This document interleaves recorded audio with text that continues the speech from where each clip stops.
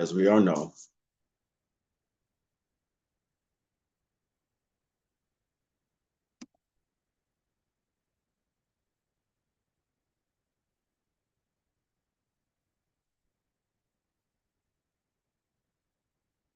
All right. Grand Rising. Again, my fellow Eternals. Welcome again to another sunny Sunday of the One Great I Am Awakening. I'm Chris Taylor, one of your hosts, and over there is my partner in spirit and in mind, big brother, Mr. Thomas, aka Sir T. Say hi to the panel, to the fellow souls. Yes, sir. Greetings and one love to all. As the boss just said, matter does not matter, only mind matters.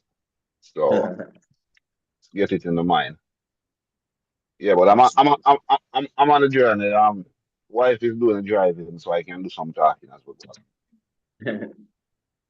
Yeah, man. That's fine. That's fine. So that you're in transit. And we are travelers, apart from that, we travel from state to state, from, one thought to another, from one idea to the other. So everything we do, as never say, is a movement in mind. And so today we're going to address some of those things with the topic we have laid out for you guys, be he doers. Now, you guys are familiar with that scripture. Be he doers of the word and not hearers only. All right. So we're going to play a level that we were playing last week. We're going to continue with another segment of that video or of that audio. And that's what he's going to address. Okay. For us to not only hear the word, not only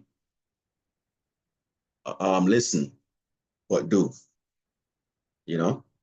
And so, as we mentioned, from the first program, the first episode of this year's One Great I Am Awakening, we have shifted our focus, shifted our aim, and looking at a bigger and different target, which is to actualize, to bring forth ideas that we all have in our own minds to fruition, bring it to our five senses. As I mentioned in our previous discussion, don't let your five senses deny your fruit. Don't let your five senses deny what you're desiring. Let it experience what you have desired, but do not let it deny it. Okay? That's what your five senses do. They know the facts of life, but you being consciousness know better. There isn't such thing as any facts. All the facts lies within you, contrary to what your five senses believe or think. All right? So that said, let's jump into it for the sake of time so we can come back and address some of these things that Neville is going to be talking about. So again, today's topic is be he doers, and that is be doers of the word. All right? So let's jump in, share this, and welcome you all who are here. We should have, I'm sure, more with us in the interim, but we're not going to wait for nobody. We're going to move along and come back momentarily. All right, so let's see. Where are you? Right here. Okay. All right, it's going to be on a little faster speed, but hopefully you guys can listen fast. Hope it can make sense to you. It's not that fast, but it's a little bit sped up. All right, so let's go. Never got it. Be he doers. You should find tonight a very practical night. something that you can test. Take it home tonight and prove it. You'll take it from Scripture, but something first, I think, with which you're all familiar. If you took a piece of steel that's magnetized, it does not differ in substance from the demagnetized piece of steel, only in its arrangement of its molecules. The rich man, the poor man, the beggar man, the thief are not different minds, but simply different arrangements of the same mind. There is only God in this world. So when you say I am, and I say I am, it's the same God, but we have arranged the structure of our mind differently. We have different concepts of self, and that's all. But not one is better because he is richer than the one who is poor. These are only different arrangements of the structure of the mind. Now, Scripture tells us, and I'm quoting now the book of James, the Epistle of James. James is really a letter of Jacob. The words James and Jacob are identical in Hebrew, Greek, and in the Arabic tongue. The same word. So when they begin, James, a servant of God and the Lord Jesus Christ, to the 12 tribes in the dispersion, you can see at once it's simply a Christian revision of this Jewish letter. It's the letter of Jacob. And if you read it carefully, only twice do they insert, say, Jesus Christ our Lord. All the others, there are 11 other times, it is simply God. The Lord is God, not Christ. So here it is really the servant of the Lord speaking. And he's giving us some fantastic instruction and very practical instruction. Now listen to it carefully. And I will quote from the very first chapter of the book of James. Be doers of the word, and not hearers only. For he who is a hearer and not a doer is like a man who observes his natural face in a mirror, then goes his way and at once forgets what he is like. But he who looks into the perfect law, the law of liberty, and perseveres, he will be blessed in his doing. Now, how do I look into the law, the perfect law which sets me free, the law of liberty? I look into my mind. I'm now in prison. I've heard the sentence. I know exactly how long I'm supposed to serve. Now I look into the law of liberty in my mind. And I assume that I'm free. I'm set free. How? I am not concerned. Who brought it about? I am not concerned. I simply look into the perfect law, the law of liberty, and I dare to assume that I am free. If I dare to assume that I am free, I rearrange the structure of my mind, the same mind that heard the sentence that I accepted when I heard it. Now I do not accept it. I look into the perfect law, the law of liberty.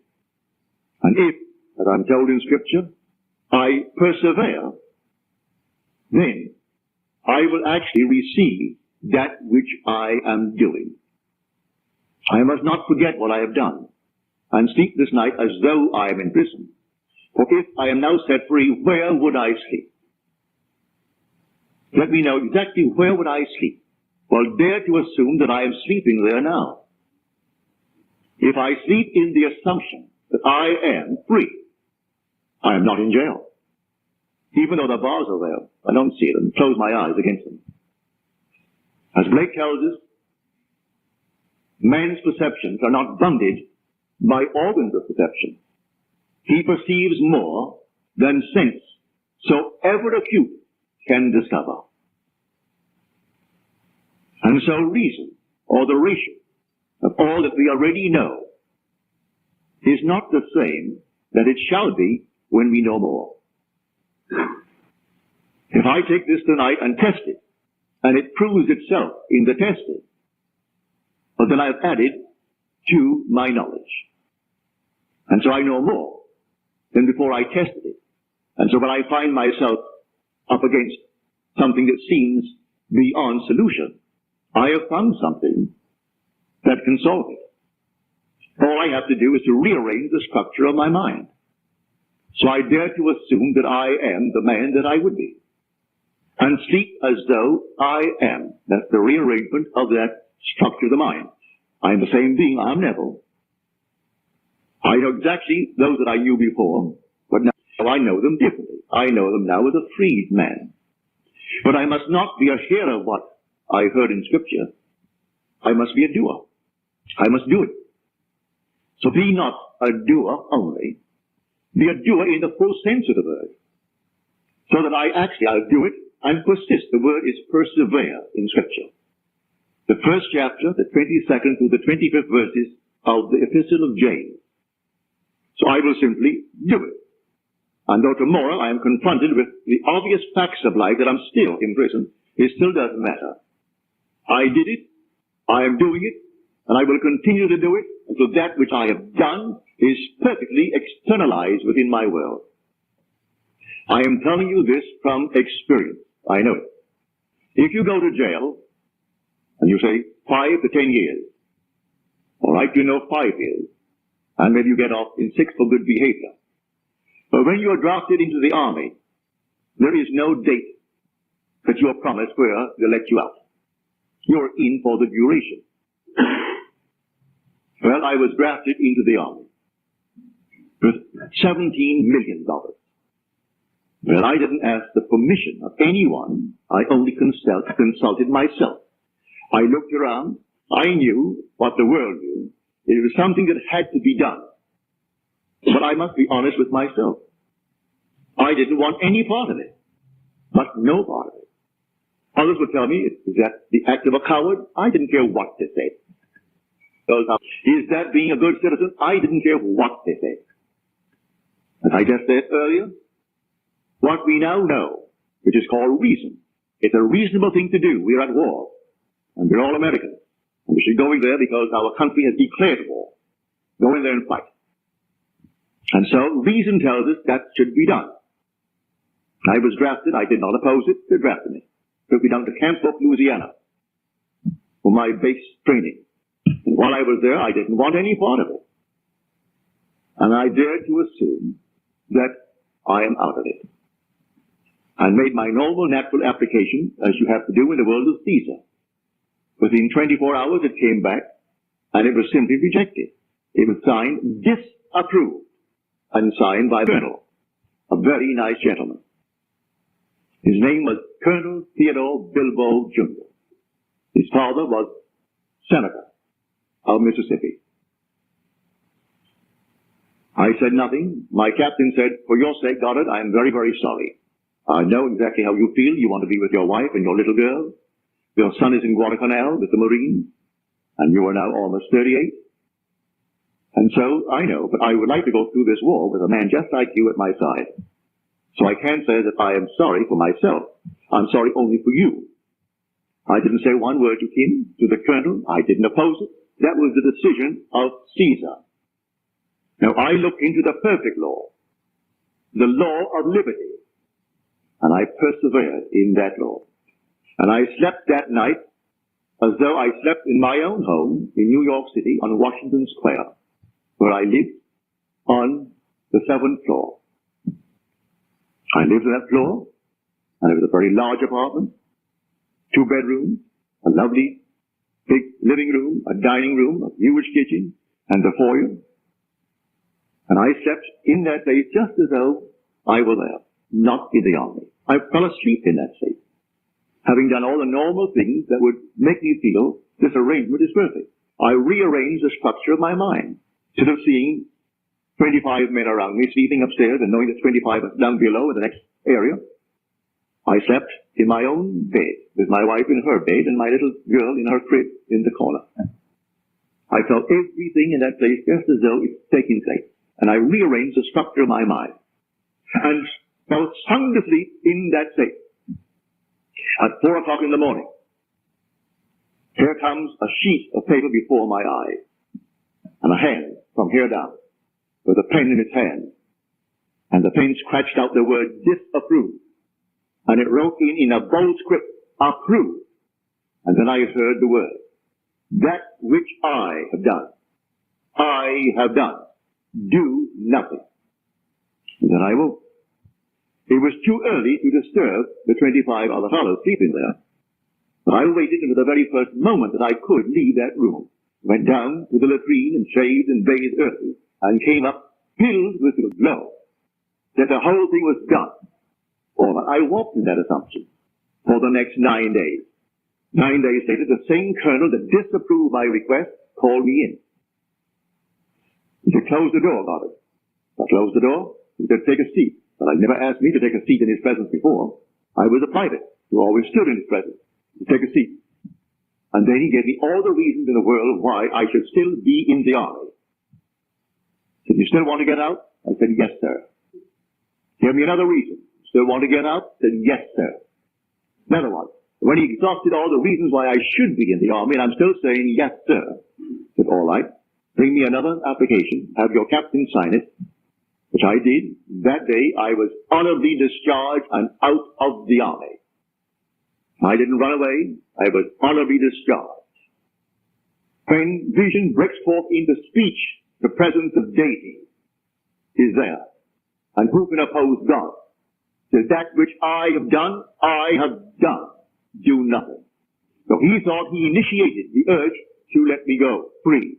I looked into the perfect law, the law of liberty, and I persevered in that law. And he played his part, for I rearranged the structure of my mind. I was convinced I wanted out. And I didn't ask anyone's permission. I did not discuss it with one as to why I should want out when 17 million men are being drafted, such numberless girls, to make a tremendous effort against this monstrous thing that was in Europe. I still wanted out. I did not take anyone into my confidence as to why I wanted out. I had my 13 weeks basic training, and then when I came out, they gave me my citizenship papers, and became, I could have been, back in 1922, I could have been an American.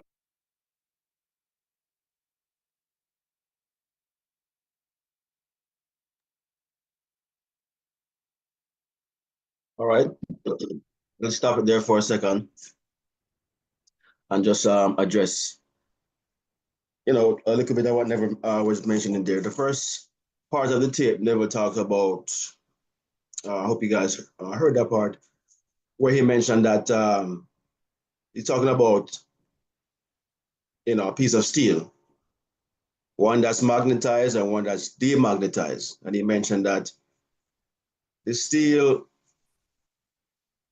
is made up of the same atoms, the same material and whatnot, even though one is magnetized, one is demagnetized, or when the same piece of steel is magnetized and then demagnetized, the structure of the steel does not change. But interestingly, what changes are the arrangements of the molecules. The change of the arrangements determined whether it was magnetized or not. But the physical appearance of it remained the same. Pretty interesting. Not something that we can visibly see with our eyes, how these things work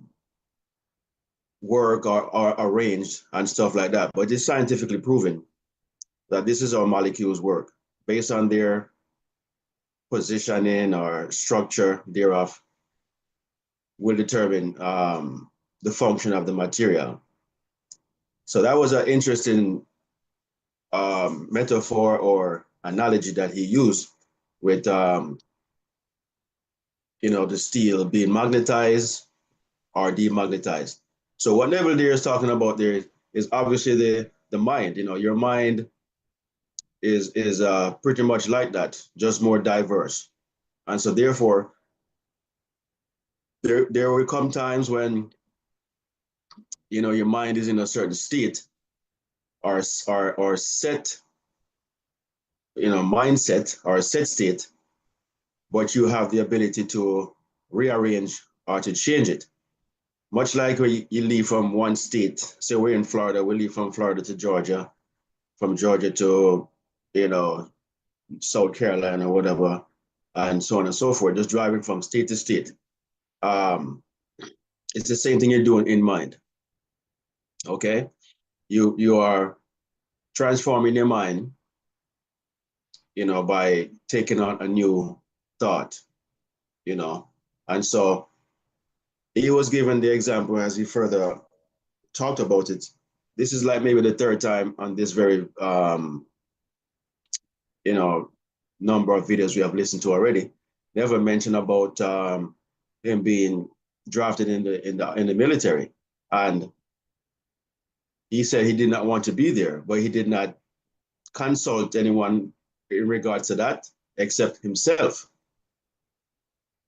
Key point there, he did not talk to a God in the sky or knelt down on his knees or went to church, even on a military base, because they do have stuff like that, and asked for prayers. He consulted only himself, which is his consciousness, his awareness.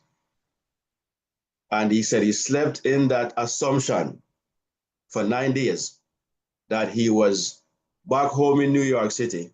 Was it California? Might have been California. He was back home. He saw himself on the bed. He saw himself in the house. He saw himself with his wife, all these different things. The man is 38 years old. He has a son also in the military. He is in the military. He's 38, was drafted. Never knows that he put himself there in some way, somehow. So that's one reason why he never consulted with anyone or argued with anyone, because never knows wherever you end up in life, you may not know the how or even the why. But you must know that you are always part of the equation. You are always in some way the one that gave it authority or permission. Okay? Which is a good thing, because if it is you who did it, you can undo it. If it's not you, then there's nothing you can do. Absolutely nothing until whoever has done it, undo it. You understand? So that's the greatest thing about life or consciousness, is that you're always the one doing. We are always doers of the word, whether it be good, bad, or indifferent. But never here is being more conscious, more responsible in his doing. And this was the only way he was able to undo what he had done in his mind somewhere, somehow.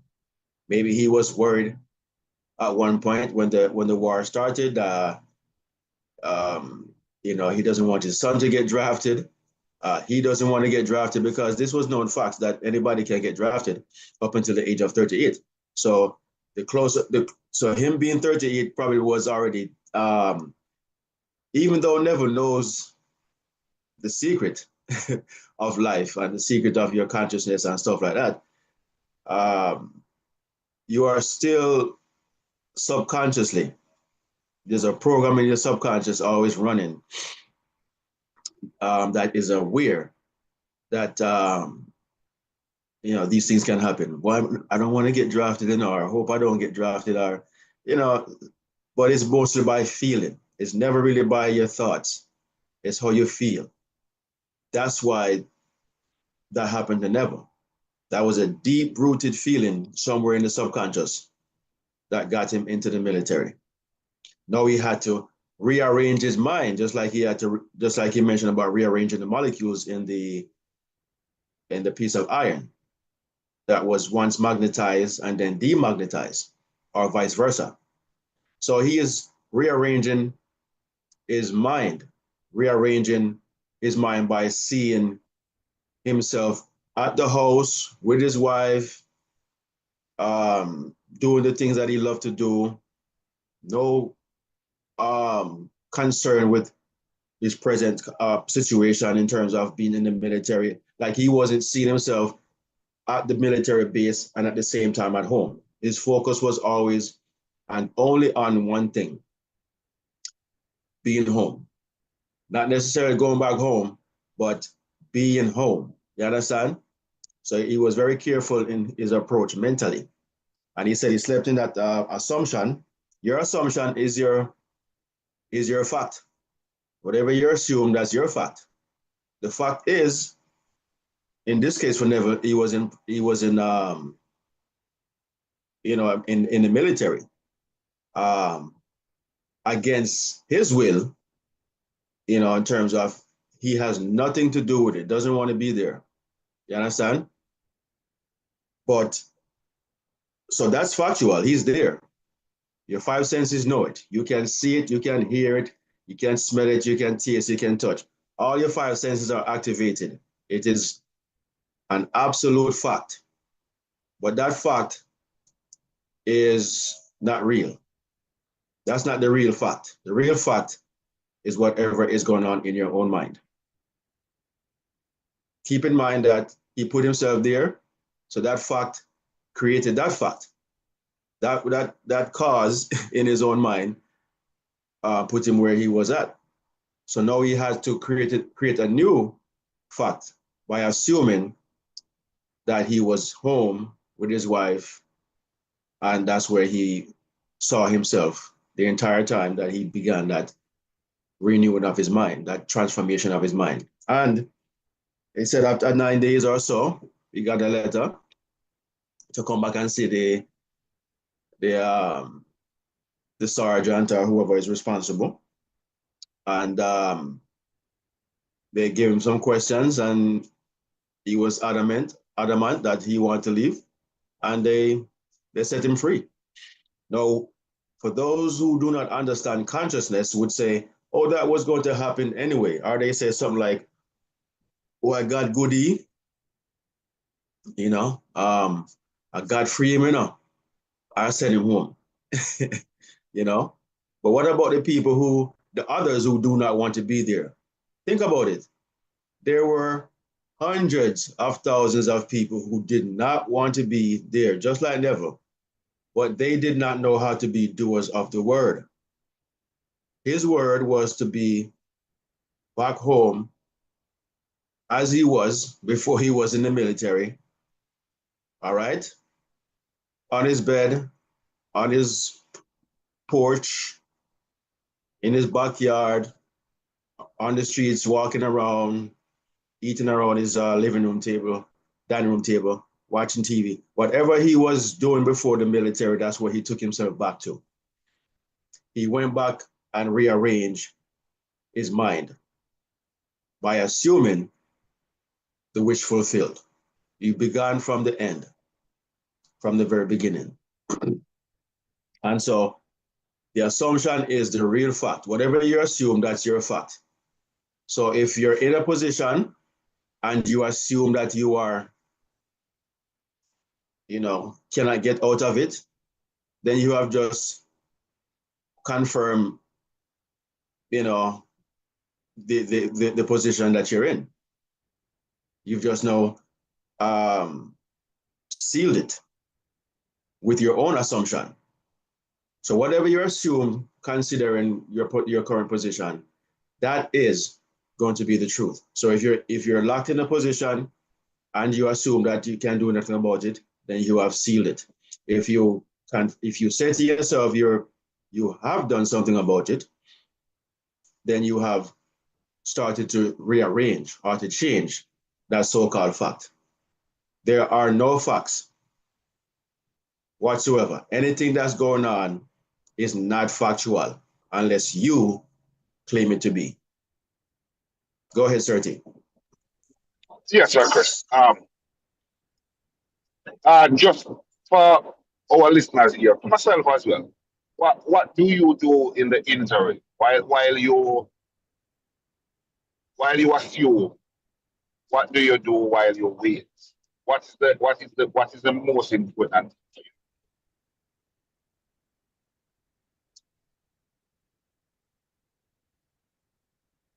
Are you asking me to address that, Yeah, sir? I'm asking you to you know, to put that out there for the listeners. While you wait on this assumption to take on flesh, what's the most important thing for you to do? You know, for me, the most important thing while you're waiting for this to take on flesh, as Reverend Ike would say, your word will become flesh while you're waiting. You have to live in that state at all times while you're waiting. Um, in other words, don't pay attention to your present or current situation because you will cause a conflict. So only live in the state that you're waiting to appear. Only stay in other words, if I'm traveling to Florida and I'm going to Georgia, I have to leave Florida to get to Georgia. Georgia is where I want to be. So that's where I have to stay. That's where I have to head to and stay there. Or else I'm going to remain in Florida thinking about going to Georgia. Georgia will never come. So it's the same thing in your arrangement of your mind. You have to, Neville said right here, he slept in that assumption for 9 days while he was waiting for the good news to come back to him about escaping this, being So, in from in terms of the religious statement, the religious word that we use in that regard would be faith, right? You have to have the faith now that the thing that you have prayed for in religion, you that's how you pray for it in consciousness, you assume it. So you have to hold faith that the thing that you have assumed, not that it is coming, you have to hold faith that it already is here. feeling So as if that's why I break down the acronym faith to be feel as if this happened. So the most important thing while you wait is to feel as if you're not even waiting. Feel as if this happened past tense. So while you're waiting, you have to feel as if you're not even waiting. See, there is no future tense. And this is something that I've always known it, but I am just I am just now learning how to practice it. That there is no future tense in the world of consciousness. If you're conscious of it now, then it exists now. So you have to feel as if this happened. That's what the theater and the whole thing is, and that's how you that's the magnet that draws the thing to you. It's the most important thing is not what you say, is not what you do, it's how you feel. So you feel if you feel renewed and rejuvenated like the thing has already happened, you won't even realize when it happened. You won't even realize when it happened. That's how you will live in it, remain in it. I was talking to a family member of mine who's going through a thing, and I was trying to explain this to her, and I was trying to explain to her, and she said, "No, but they not prove, but them not prove it. You know, the letter what we get say it not prove it. Say things are proof. It's like you know, Abdullah slammed the door and I never face. It was like a slamming of the door, and I don't know. So it's like a slamming of the door. You cannot be here looking at everything and say, well, it not come true yet. You will always be saying that. If that's how you see it, you will always be saying that. You have to you have to be able to relax. While Neville was waiting for the discharge letter from the army, he wasn't in there feeling stressed out like I'm still in this army and next thing is gonna be Vietnam and no. The man feel like him dying, yeah, that's what the whole practice, when you go and practice before he goes to sleep in practice that he's not sleeping in his barracks. down in North Carolina. He's sleeping in his apartment in New York. The reason for the practice, is to enhance your feeling, is to make you feel like you're at home. There's no magic to the practice of it, where you say a man right before he fall asleep, he put himself in a particular place. And that's not where the magic is. The magic is not you putting yourself in that place before you fall asleep. It's the feeling that it's gonna make you feel. It's gonna make you feel as if you're at home. And that's what wins. What wins is how you feel. So, the key word to our listeners is, and that's why the fact. So the thing is yours. As only you know how you feel. If you feel as if, yeah, then the answer is, oh, damn. But if you feel as if, yeah, man, you got this, then you got it. Because only you know how you feel, and you can't. You see, you can fake a lot of things, but you can't feel how you feel. You can fake what you say about how you feel. And you can feel the way you present yourself, and other people think that's how you feel. But only you know how you feel, and you can't feel it. True. So that's the key. Feeling is a secret. I like to put that certain. You can fake what you say or what you show people, but you know within your consciousness, as I said, the back of your mind or in your heart. In your heart of hearts, you know how you feel.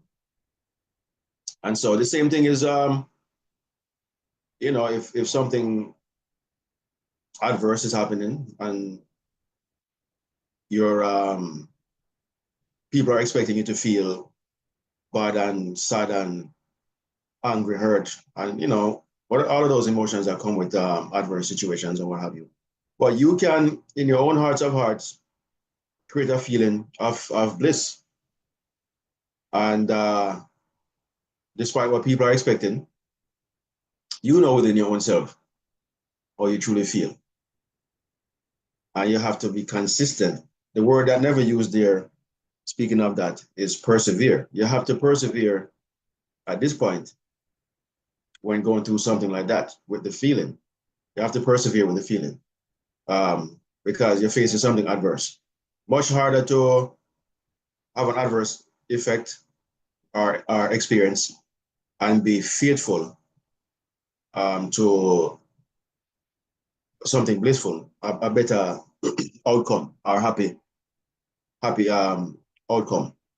It's a bit more challenging to the mind to hold on to that assumption because you are experiencing something adverse. And so that is the real test. Can you persevere when you're facing this adversity? With the feeling.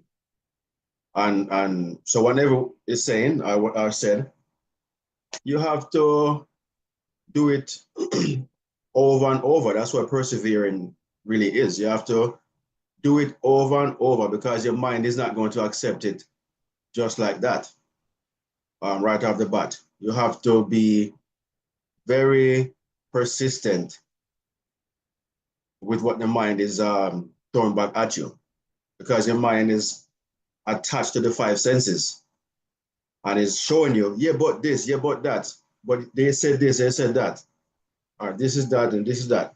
So you're concerned or worried and all these different type of things will be at the forefront of your mind. You have to learn how to negate that by being persistent so you can persevere through that back and forth with your mind. It's like the devil and God on your shoulder, that type of thing where they always show you, one mind is saying this, one mind is saying that. You have to learn how to only be one track. One track. Can't listen to back and forth, no conversation. Focus only on what you desire. And it's going to be, as I said, a little stressful or problematic because you know the facts. But if you persist by putting out in front what you desire, that will become the mantra. That will become what overtakes or negates the so-called facts. You will no longer be concerned with that. It will just something will just come over you where you feel all is well. And once that feeling comes, that all is well, and you stay in that feeling, that moment, that's when the thing will be drawn to you, because on the contrary, that's why the adversity come to you in the first place, because you were in some type of feeling that was consistent with the adversity. So it's working both ways. You cannot draw anything to you unless you were in that feeling or that train of thought. You understand? So it's the same thing. All you have to do is repeat, demagnetize the thing that is drawing the negative adverse situation into your life. Demagnetize that state of your being and magnetize the one that's to draw in the good or whatever is going to supplant your adversity. So just wanted to address that so you guys can see that it is just a movement in mind. It's just a change of mind. That's all it takes, but it requires practice. That's why I never said he slept in the assumption for 9 days. He was practicing over and over going against what his mind was trying to confirm, that he is in the military, in that home. He had to go over it over and over until he was able to catch the mood, the feeling of the wish fulfilled. All right. That being said, let's jump back into it. And one last thing I did mention last week for you guys to write down, all of your desires or goals and whatever you have in mind to achieve this year. But it's not something for you to tell anyone, including us. It's just something for your own self. But keep in mind the practice that we just spoke about in going forward on how to attain these things. There are going to be a bunch of facts that's telling you it's not possible now or this year or any at all. They're going to come up. So you have to learn how to rearrange that so-called fact or belief, all right? And live only in the wish that you desire to fulfill, all right? So that said, let's jump back into it and we'll be right back. American, but I just didn't have the time or the urge to get around to it, to become a citizen. So I drifted on and drifted on and drifted on, and finally, after this little episode, that's why I went into the army. For I would still be drifting through and being a citizen of Britain. But now I'm an American by adoption. And they gave it to me because I did fulfill a 13-week training course in the American Army. So I tell you, I know from experience how true this statement in James is. Read it carefully.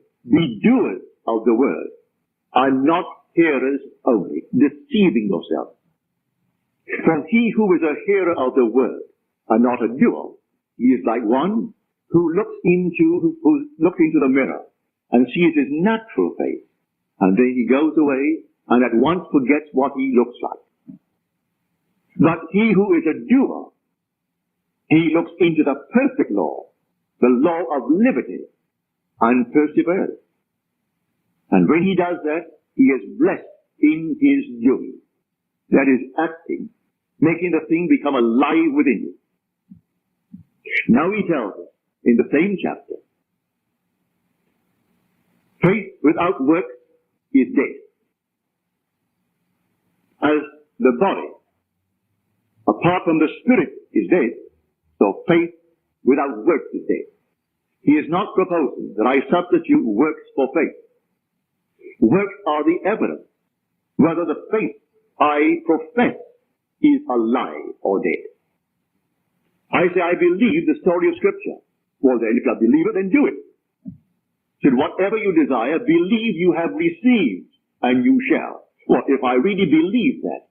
I can't say I believe by quoting the Apostles' Creed. That's not belief.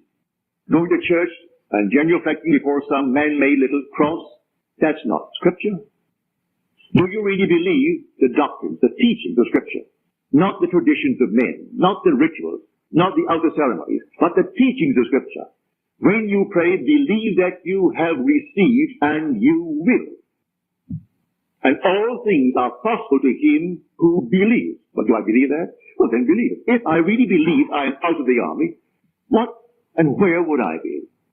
Well, I would be at home, in my place, 1,000 miles away on Washington Square. If I look through the window, I would see the Holly apartment. If I look to the left, I will see Washington Square. If I look to the right, I will see 6th Avenue. It's now called the Avenue of the Americas. But then, and still is to me, raised as I was there, it's still 6th Avenue to me. And there I would look at 6th Avenue. Well, I did that time. I saw 6th Avenue. I saw Washington Square. And then I went through the entire apartment and touched these objects with my imaginary hand. Now, was that rational? The world will say that was the most irrational thing that one can do. Now, what is reason?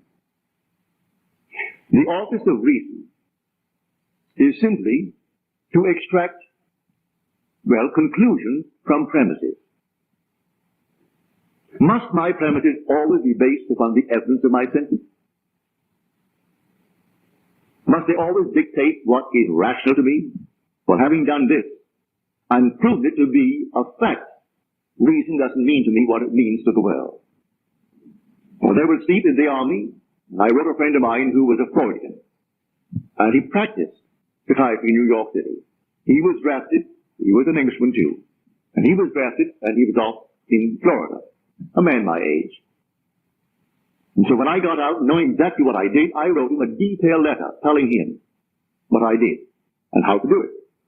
No, he was a Freudian, and that was something that didn't make sense to him. To him, the whole thing was centered in sex, not in this use of the imagination. But all right.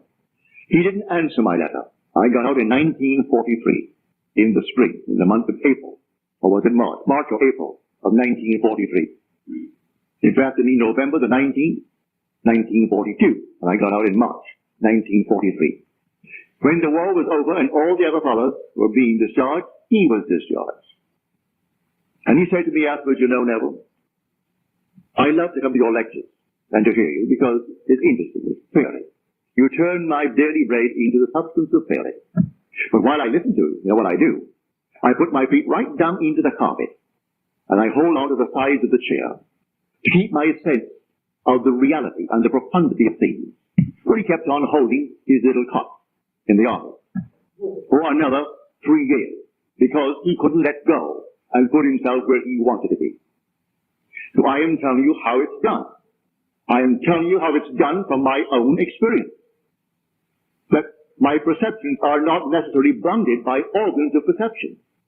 I perceive more than sense, no matter how acute they are, could discover. My senses couldn't discover what I am seeing. Only in my imagination could it be done. I'm seeing the Holly apartment. I am seeing 6th Avenue. I am seeing Union Square. I am seeing the bed, my wife, my child. I hadn't seen them in 3 months, but they're all there. I didn't bring sex into it. No, I didn't go to bed with her. There she was, the girl I loved. She wasn't her own bed, and I in my own bed. We have 2 beds. And my little girl was then just over a year. She was born, not quite a year. She was born in June of 1942, and this was not yet June of 1943.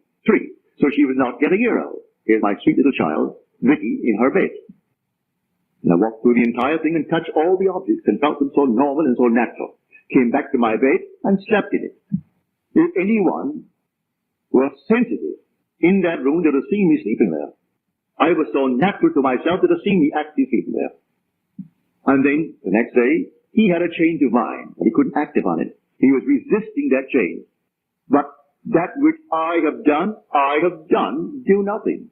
So he resisted it for 9 days, and then he called me in and told me to bring a new application, which I did, and that day I was out. So I tell you how it works. This is the most practical law in the world. He looks into the perfect law, the law of liberty. Well, doesn't that liberate you? If you look into the law of liberty, then what are you now? The man, the woman you really want to be? Well, then you're in prison, though you're not behind bars. You are in prison by your present concept. You're not behind bars. You're going to go home tonight and sleep as the woman, as the man you really don't want to be. So you are in prison. Now look into the perfect law, the law of liberty, and persevere. You not only be a hearer of what to do it. And you will be blessed in the doing. That's what Scripture teaches. Go home and read it. I am not misquoting. I am quoting accurately from the Epistle of James in the New Testament. And this is the story that I'm trying to tell everyone in the world. He said, I am not in prison. No, you're not in prison. Not physically. But you are in prison.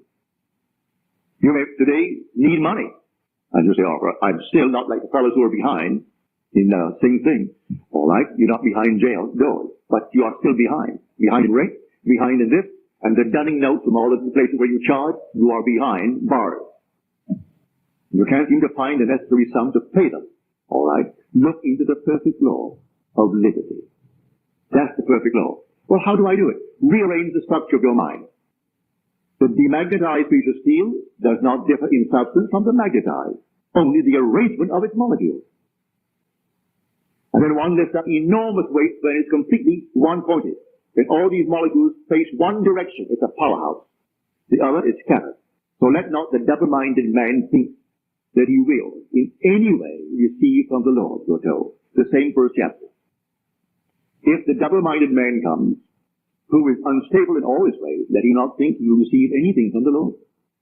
What can you give a man who doesn't know what he wants? I've gone into a restaurant just to prove this principle. Sat down, said to the waiter, what would you like for a tip? And he's embarrassed. I said to my friend, I'll give him what he wants. Within reason, I'm not going to give him any $100 bill, but I'll give him, if he said to me, a $5 bill. He didn't order that which warranted a $5 bill. And he was embarrassed, and all he expected was exactly what he got. He just didn't know.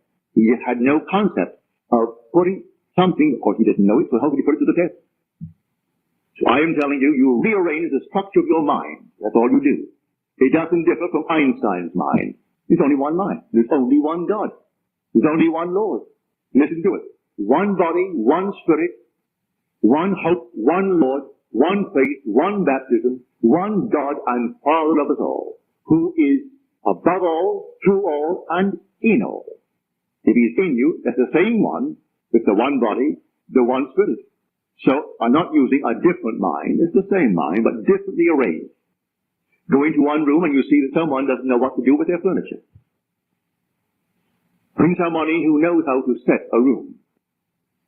Come back an hour later after she's through with it, and you'll think you're in an entirely different home. My wife used to pull that on me all the time. I come home and think I've stepped into the entirely strange apartment. I wonder if I'm really at home. And she was hiding some other place. She had completely rearranged the structure of the furniture. It looked like an entirely different home. But she has that sense how to do it. And so she did it. So, with what you have, all you need is exactly what you have. For you have the mind of God. It's not a different mind, the same mind. And you simply rearrange the mind by a mere assumption. What would the feeling be like were it true? That I am now the man that I want to be. Now the woman that I want to be. But it's added, but persevere. You must persevere in it. If I call you now and you answer, one thing. Well, will you respond an hour later to the same call? Then if you persevere, you will. If now, an hour later, you think of yourself as you now, when you dare to assume that you are now the man that you want to be, an hour later, are you still assuming that state? If you're not persevering. You are the hearer who looked into the mirror with his natural face and he saw it. Then he went his way and at once forgot what he looked like. So if 1 hour from now you're not still assuming that you are the man that you want to be, you've forgotten. You are the hearer and not the doer. And he warns us of the vast difference between being a hearer and being a doer. The doer acts. God only acts and is in existing beings or men. So bear in mind that your wonderful world is not bounded by your senses. You perceive far, far more than your sense, no matter how acute it is, could discover.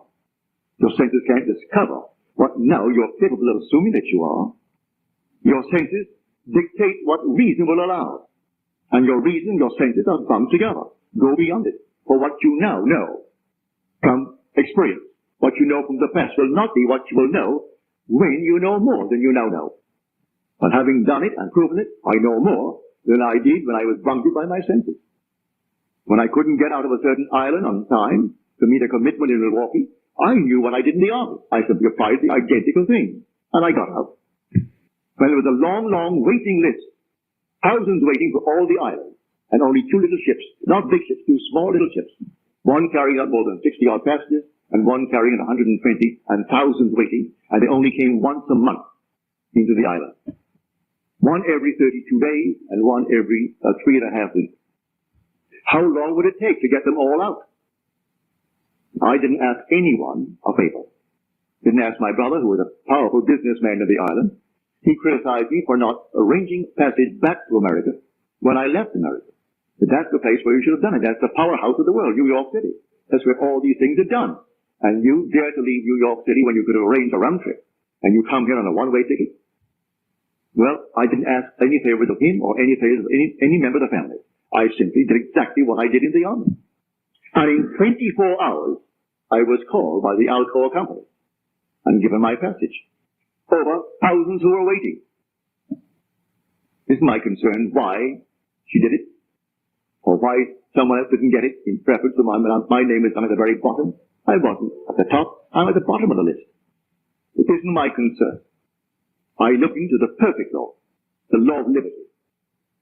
And I persevered. I sat in a chair in my hotel room, and there I sat in the chair, and soon I am next to the boat. I'm climbing up the gangplank. Just before we had a deep water harbor. So you had to go off the sea about maybe a half mile or a mile to sea on a little tender, and then take the gangplank and go up to the ship. So I felt myself bobbing as you would on the ocean, and then moving up the gangplank. I could smell the rawness of the sea. Got up to the top. My mind wandered, I brought it back down again and did it all over again. It wandered, brought it back down again, kept on doing it over and over until finally I did it. I felt some deceit sitting in the chair in the act of doing it. Next day, Alcoa calls me and gives me my passage for my wife and my little girl. So I'm telling you from experience, it doesn't fail, but we must not simply be hearers of the word. We must be doers of the word. For if you are a hearer and not a doer, you deceive yourself, he tells you. For we are the operant power. This law doesn't operate itself. It doesn't care if you're good, bad, or indifferent. Look around the world. Who would think that tonight someone serving life sentence in our jail is the same mind that sits in the White House? Who would think the one who sits now in the Vatican? That mind of the Pope is the same mind of the one who is groveling on his belly, trying to kiss his hand. So on Sunday, it'll be Palm Sunday, and they'll do all these things on Palm Sunday, the Holy Palm. And then comes Friday, then comes Sunday, and all this will go on and have all the show, fabulous show. And he who is being born on the backs of strong, strapping men does not differ from those who are his slaves bearing him. The same mind, but they have rearranged their mind to be slaves. And he has arranged his mind to be the Father, to be Papa, the great Pope. Same mind. There is only one mind in the world. There aren't 2 minds. That's why I can tell you, I know that when he stands before you, he will know you as his Father.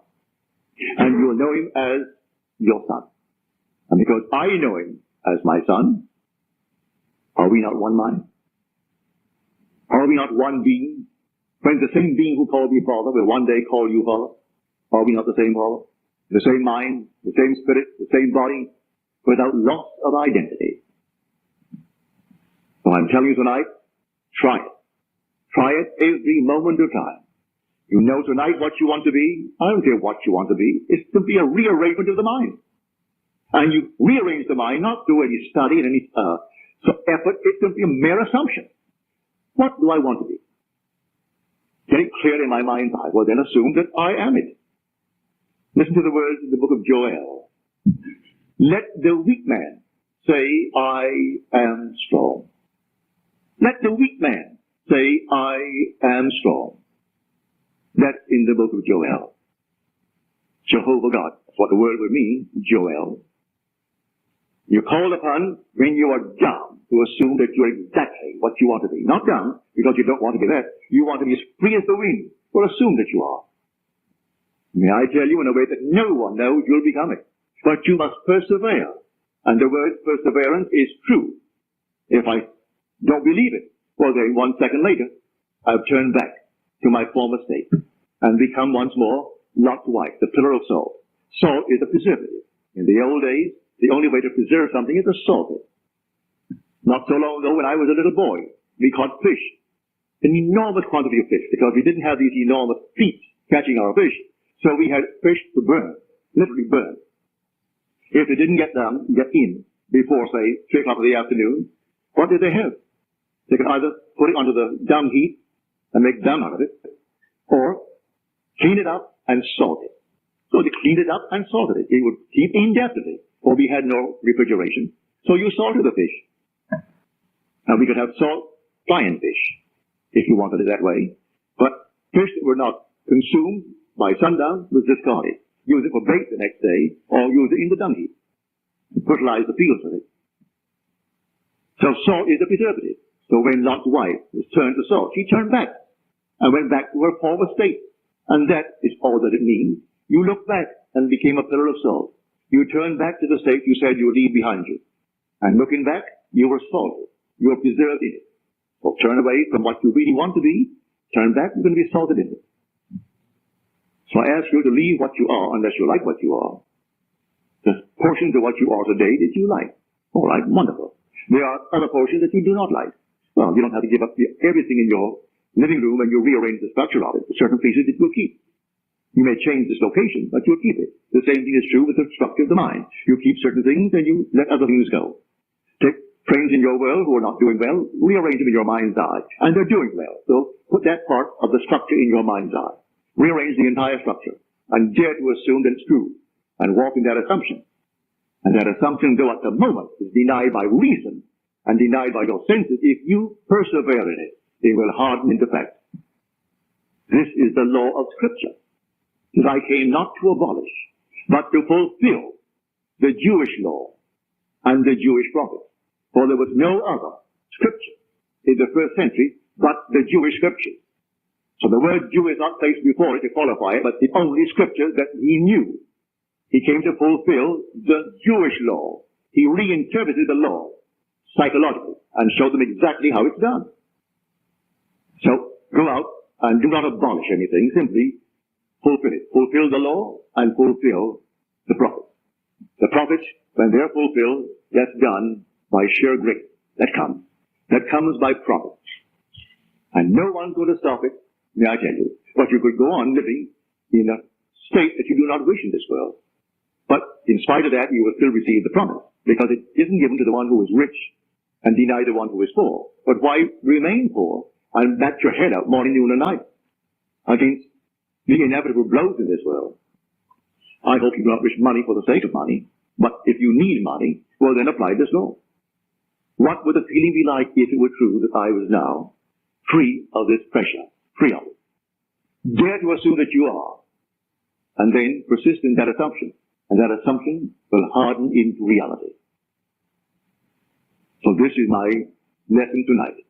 I think you have found it a very practical one. But I must remind you, you can either be the hearer of what you heard tonight and not the doer. It is my hope that you will be the doer of what you heard tonight. That when you leave here in the assumption, not wait until you get home.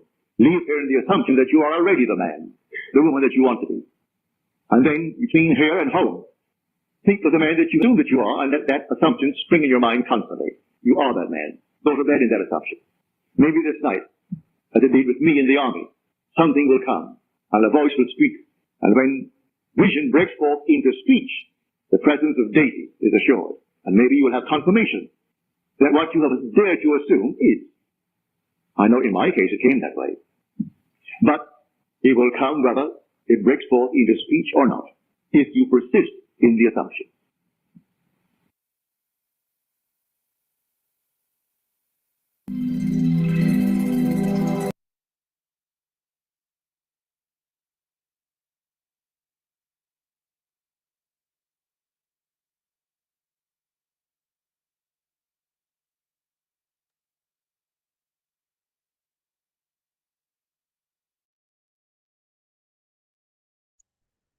All right, so that was the end of that audio, that particular segment. Be ye doers of the word. Like never ended by saying, after today, after today's lesson, today's um, broadcast, don't only hear it, do it, exercise it, or innercise it, I like to say, meaning practice mental, what's the word I thought about? Um, it's a it's mental workout, you know. Like you go to the gym and you exercise or you work out and stuff like that to build muscle or to um, strengthen your body or your bones or strengthen your lungs, more powerful heartbeat, so on and so forth. It's the same thing we're going to be doing in mind. Mental exercises or exercises, you know, to get better at what we set out to accomplish. Okay. Everything requires practice. Practice makes perfect. And so sometimes we are afraid to practice because we know we're not good at what we're practicing and we don't like to fail or miss the mark, sin. But it is necessary to miss the mark. You cannot hit a mark until you learn how to gauge it. You're gonna have to miss it and see how far far off you are, how bad of a shooter you are.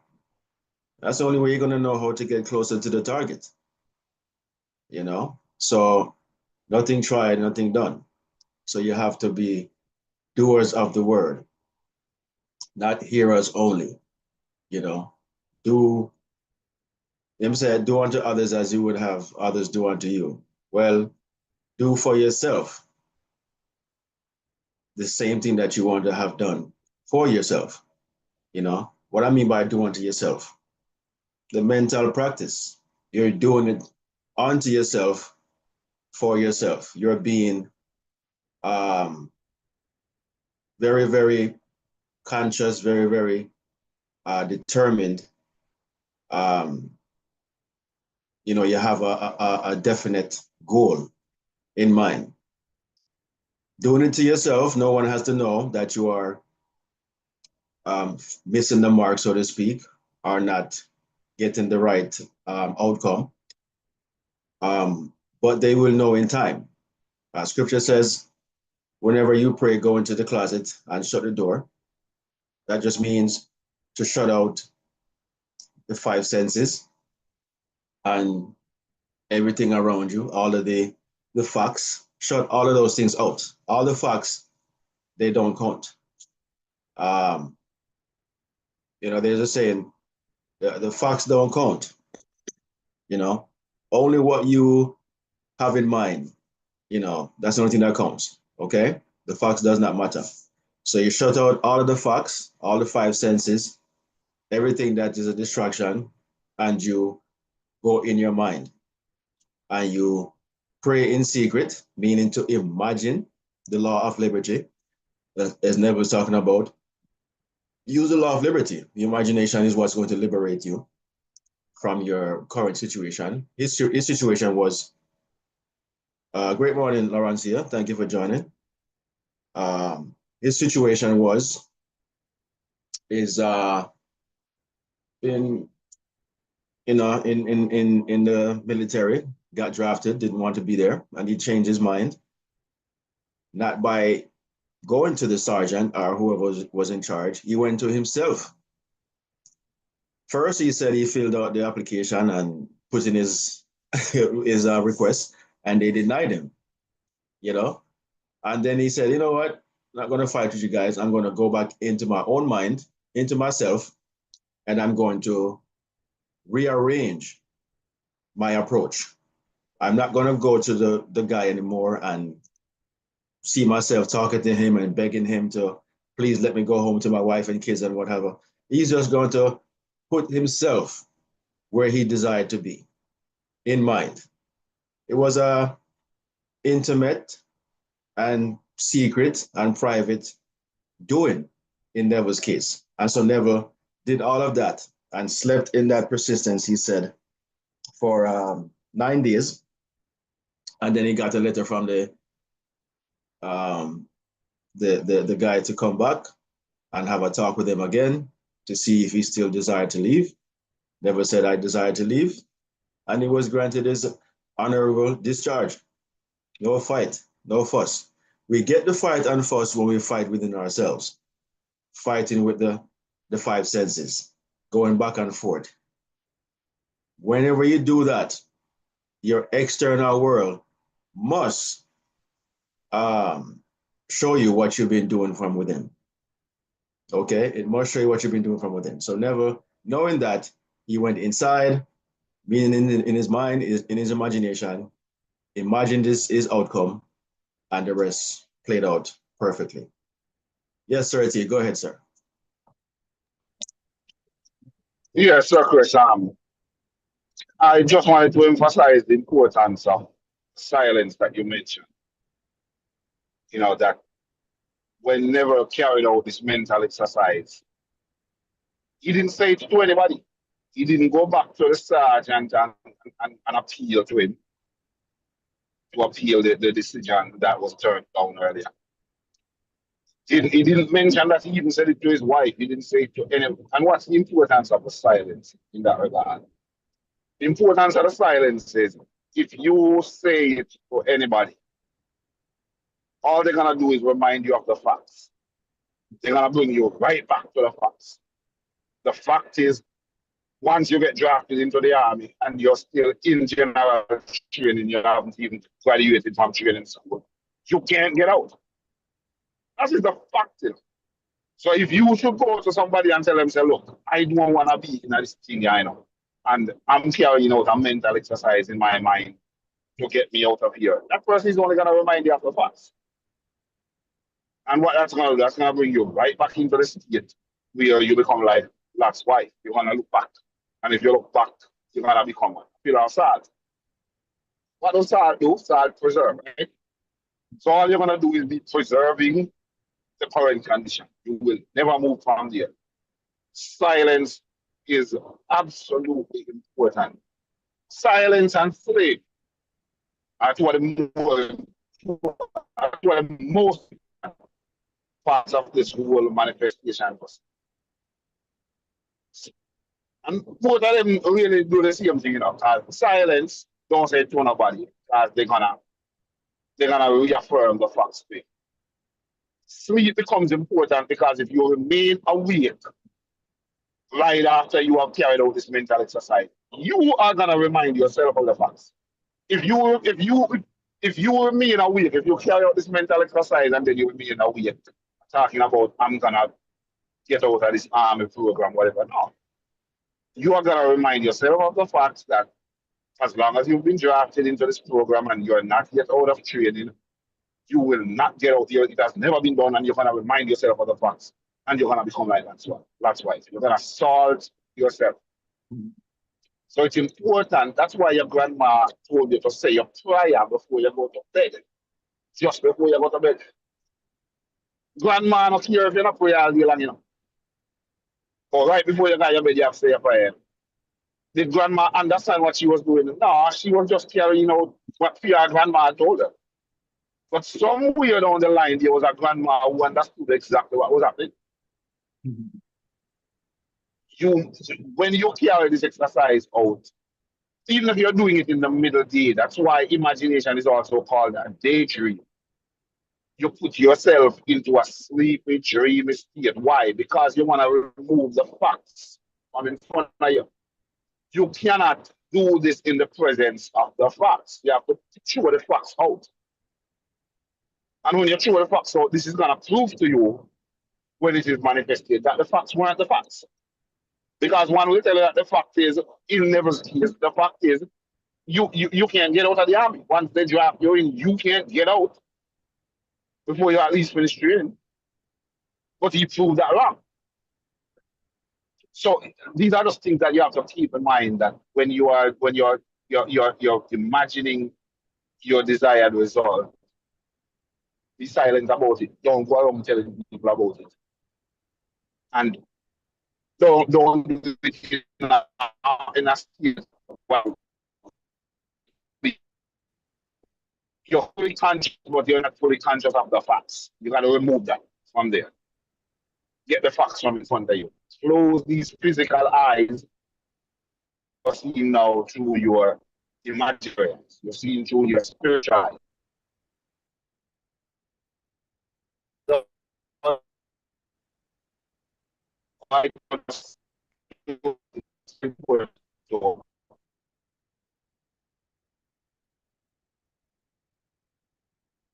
There's already kind of in and out.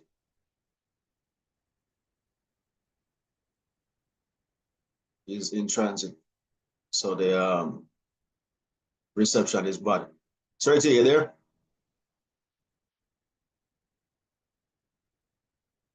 He's probably having a little issue coming back in, but he'll be right back. Poor signal. Yeah, we see that. But you left off by saying something about not using your outer eyes, but use your spiritual eye, your imagination, you know? That's your real eye, your real sight, is your imagination. They say, you know, without vision, the people perish. Your imagination is your real and true vision, you know? Your outer eyes will rob you, they will fool you. They will see all the facts, all the wrongs, you know, all the turbulence, the trouble, the impossible, everything you will see with your outer eye. Your inner eye, your imagination, sees exactly what you desire to see.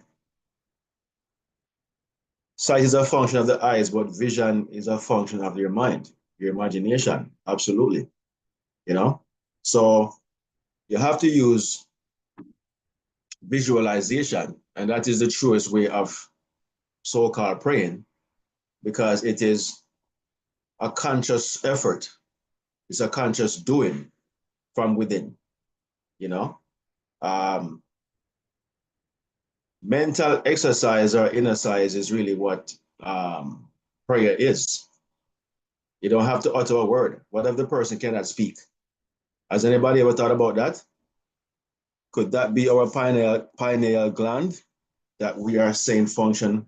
Yes, the pineal gland, the third eye, which is really your first eye. They only say third eye because we're looking at the two protruding eye, and there's one in the center of your forehead, you know? But it is really your first eye. It's your only eye. We only have one eye. Everything else is just to perceive what this eye from the inside knows or does. Everything is perception by your five senses. Prayer is non-verbal, so said Sir T. So if the person is blind, deaf, and dumb, how them pray? You know? So it cannot be verbal. Cannot be a verbal thing. It has to be something that is internalized by thoughts. And thoughts are the truest form of words. Words are not something that's written on paper.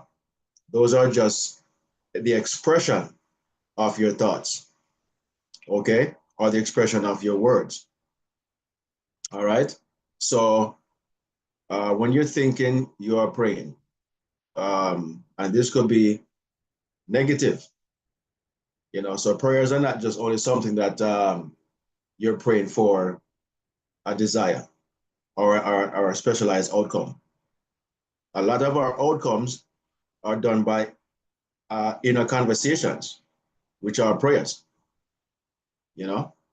We see all these things just pop up out of nowhere. And you wonder where it come from. It came from the inner thoughts, your subconscious doings from the just normal conversating, normal everyday life or whatever, and you have just fall victim to some of these thoughts, and they have materialize, unexpectedly. Go ahead, Sir T. I see that you're back. Yes, I see Laurencia have a question in the chat, saying why do they say speak it into existence? Uh I'm gonna make an adjustment to that statement, speak it into existence. Because it's not what you speak that brings it into existence. Otherwise, a man who is mute, a man who cannot speak. And for example, I have a nephew, 43 years old, never spoken a word since the day he was born. He cannot talk. So how would he speak things into existence? How would he pray? You don't speak things into existence. You feel them into existence. You feel it into existence. You don't speaking things into existence. That is just a religious cliche. You can't. If we could speak things into existence, then everything we want, we would already have the we would have to be speaking. So you don't speak things into existence. You have to feel things into existence. All right. So, and again, like I said, prayer is a non-verbal exercise. It's not something that you just go when you are praying the traditional way and you're speaking. The only person that is hearing anything that you're saying is you, or somebody else in the room next door to you. There is nobody know you're hearing a word that you're saying. You're speaking to yourself. So you could cut the wording out of it and just go ahead and feel what you want your results to be. All right, so that's speaking things into existence. Nah, it's not that. It's feeling it into existence. You have to imagine it, and even more important than the imagining is the feeling. You feel things, and the feeling is what bring the thing into manifestation, into your world. Good, bad, or indifferent, whether you're doing it intentionally or unintentionally. So you go around feeling sad and disenfranchised and feeling as if the world is against you, and then tomorrow the world is against you. You wonder how it happened. You felt it into existence. It's speaking into existence has not been proven. All right, try it if you want to. I'm gonna give everybody here that challenge. Anything that you want to see happening to your world, go ahead and speak it into existence and come back and tell us what you see. It will never happen. And if it does happen, it's not because you speak it right happen. It's because while you were speaking it, you were viewing it. And you could cut out the speaking part out of it completely. That's useless. It's the feeling that counts. Back to your question. Laurencia, I hope that answers your question.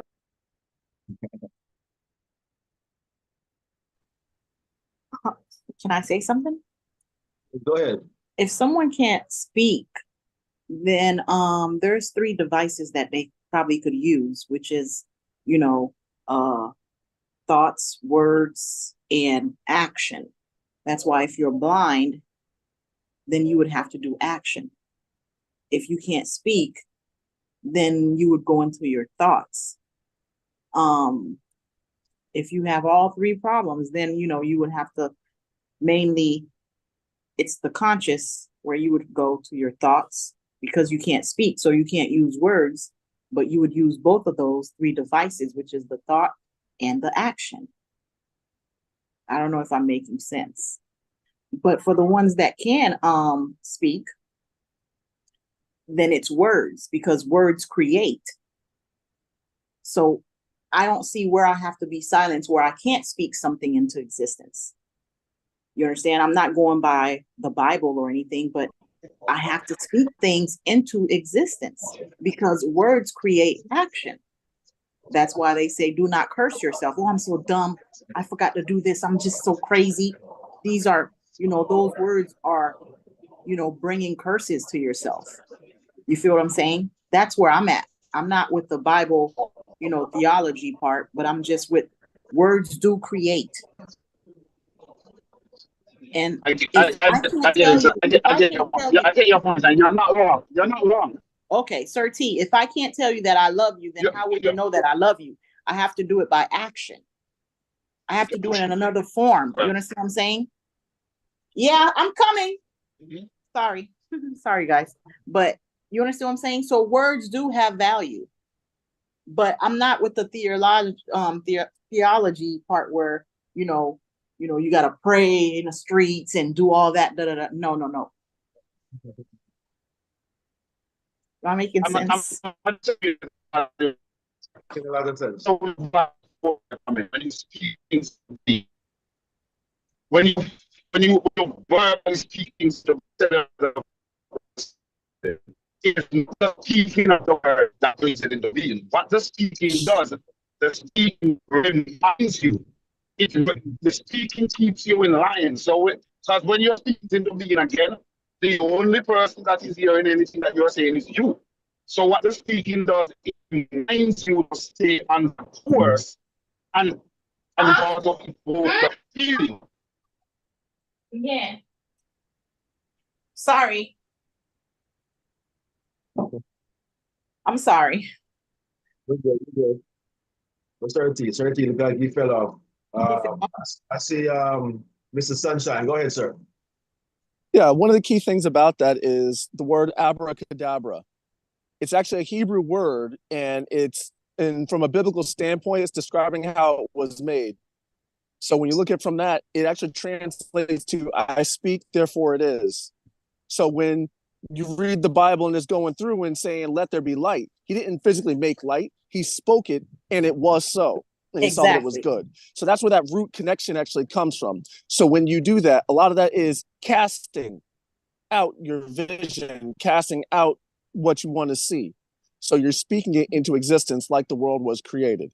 It's not nuanced to the sense of talking about if somebody's mute or say have some issue with their throat or something or other, but it's going to the general idea and concept of that's how the world is created. That's how you get from your mind's eye to your physical eye, is you speak it into existence. And many of us, we listen better than we actually visualize. So when you actually use your mouth and you create it into that, it becomes so. Furthermore, as Sir T was saying, your conversation is what you hear, not necessarily what everybody else hears. Some of our worst talk is our self-talk. And we're beating up ourselves and we're not speaking confidence into ourselves. We can't put that vision out into the world. So you always speak positively of yourself. You speak what you want to see into the world, and that helps you visualize it if you're not able to just visualize it in your mind. So that'd be my 2 cents on that. All right, valid point right there. Yes. Let's see if we can put another spin on it to clarify some of what Sir T was saying. So what Sir T is saying is, if it was really that simple to speak and things happen, it would have already happened. Because all of us have said, oh, I'm going to do this. I want this. I want that. I desire this. And so we say it maybe one time, twice, whatever. And then that's it. So it's not what you say, is what you feel, you know? So just want to make that emphasis on it. Words do create, words do, bring in things into being if you are feeling what you are saying, okay? That is the caveat right there. If you're feeling what you're saying, this is why people speak negative onto themselves, because they're actually feeling it. It's not what they're saying, it's how they feel. They're speaking how they feel. But we have a harder time speaking how we feel when we're trying to manifest good into our life. We don't have the same type of feeling or faith when we desire good. It's just a natural human behavior. We do not. It's fact. We don't feel the same way. And we say, I want to go to college. You don't really feel like you want to go. You just, everybody else is going. So you you say you want to go, you know. But or I want a nice car, but you don't really believe you can get this nice car. Whatever nice car is to you, maybe it's a Lamborghini, maybe it's a Porsche. We don't know, but you do not really feel like you can get it. You're just saying it. But if you really feel what you're saying, then your words create. Then your words become bond. Then your words cast spell, good or bad. Nothing to do with wizardry or witch. Spell is just that's what they call it, spelling. It's just words that you are putting out. You understand?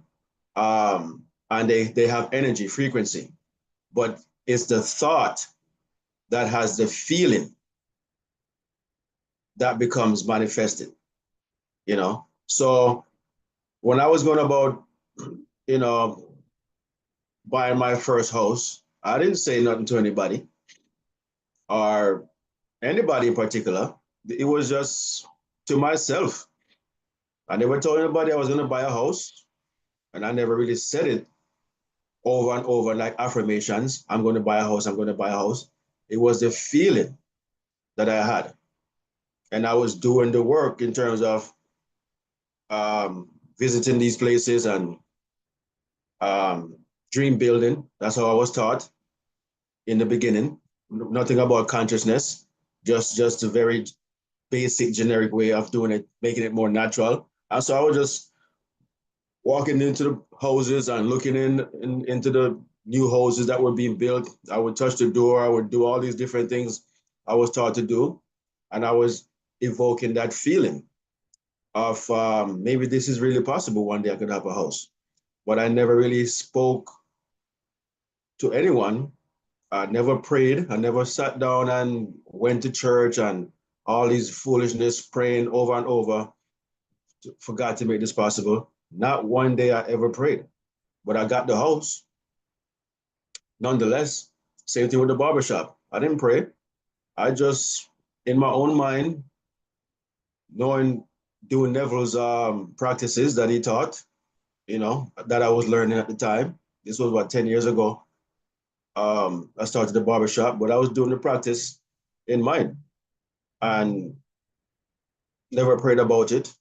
Never said any affirmations, not one affirmation whatsoever. It was all just inner feeling within my own self.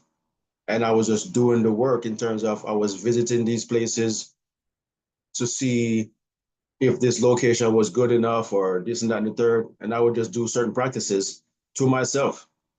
Never did that with anybody but myself. Not one soul, just me, myself, and I. As often as I could, practicing in mind, visiting these places. But if I was to say some prayer, I have to make sure I'm also feeling it, what I'm saying. I have to make sure I know it is possible, not believe it's possible or hope it's possible, but I know, you know. So the only reason why words work or cast spells or bring forth good fortune is because the person is feeling what they're saying. They actually feel that way. And so, like I said, when people are feeling negative and down and they're putting out these words, they actually feel absolutely like that. They feel like they're not worthy. They feel like this is not um, possible for them. And so when they speak it, they're just confirming what they're thinking or what they're feeling. And so before they've even spoken a word, they have already doomed themselves by the way they feel or the way they speak. Yes, Mr. Sunshine. All right. Something else I wanted to add. Somebody had posted into the group chat about the pineal gland. The pineal gland is our third eye, and that's really how we visualize. But for many of us, that pineal gland has been calcified or hardened. And that hardening and mineralization of it actually largely comes from fluoride. So when you have fluoridated water, fluoridated toothpaste, fluoridated foods, it's something that actually internally the fluoride messes with your ability to visualize and to see. So it's kind of a health aspect of it, but it's a strong point that we all need to detox from these poisons and these things that take us away from being able to have that vision to create the reality that we want to see and have that belief and confidence in ourselves. So I just wanted to add that point. You're right about that, Mr. Sunshine. Thank you for that mention. That's absolutely important to know Miss? that your third eye, it is based on your nutrition, exposure to certain things. And these things are not, I would say, random. These are things that are actually being done specifically by certain groups to make sure that we never are fully empowered. You know, words create molecules. Laurentius says. You know, um, so it's a conscious effort on the people, whoever they are, these particular groups, to make sure that we don't have empowerment, and they know the power of that we have from within. Primarily, our imagination. Okay, they know that if they feed us this program, that program, so on and so forth, we're going to imagine what they are talking about. When people talk about the world is coming to an end, yeah, you have people who have imagined that. I used to imagine that nonsense, and so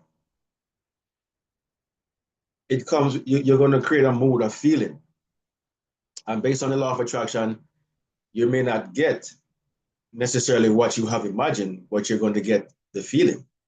Something is going to happen that gives you the feeling that you had while you were imagining something destructive or adverse. Okay, so the feeling is the truest word or thought that anyone has, for the simple fact that we may not be able to speak, write, or see, or even hear. So many different ways that we can be,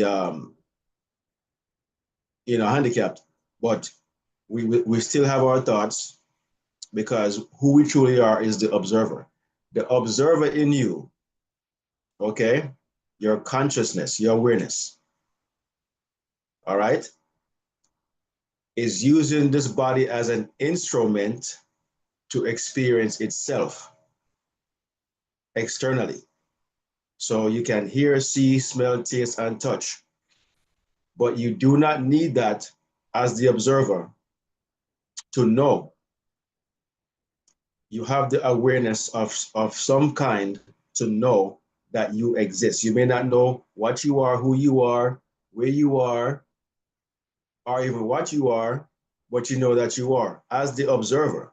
But because we have five senses, it takes you away from who you truly are. You don't realize that you are the one observing. When you're looking behind these eyes, you're not just a life, so to speak, just looking on the outside. You are the observer. You are the I am looking out, but you don't know. You have no idea. You think you're just a human being having an experience of some kind or whatever. You don't know that you are the observer. You don't know that you are the one that created this entire universe. You understand? You have no idea. And that's even a even deeper conversation about so-called creating the universe. Is way, way deeper than that. Okay? Everything we see is just perception. Nothing was necessarily created. Okay? Is what we perceive, being consciousness.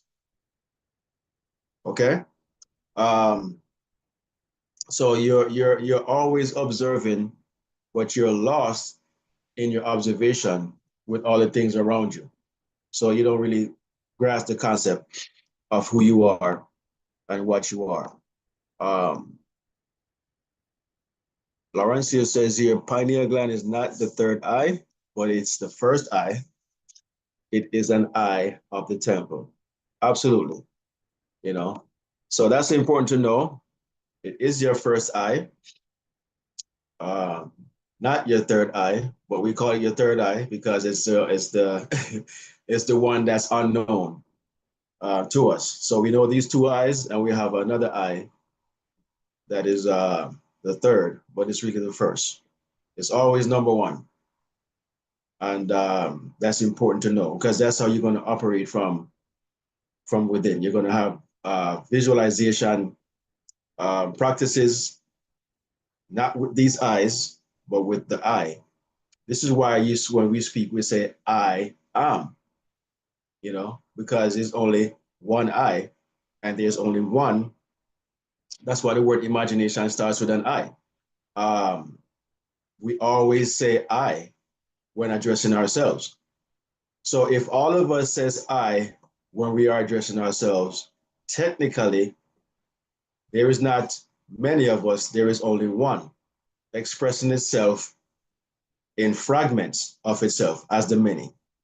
There's only one being in this entire world / universe. It's not many, or else we would have a different identification. Nobody would say I. All of us would not say I if we were different. We're not different. We're all the same. We just have different expression. It's like water in many different containers. The water is what is the substance.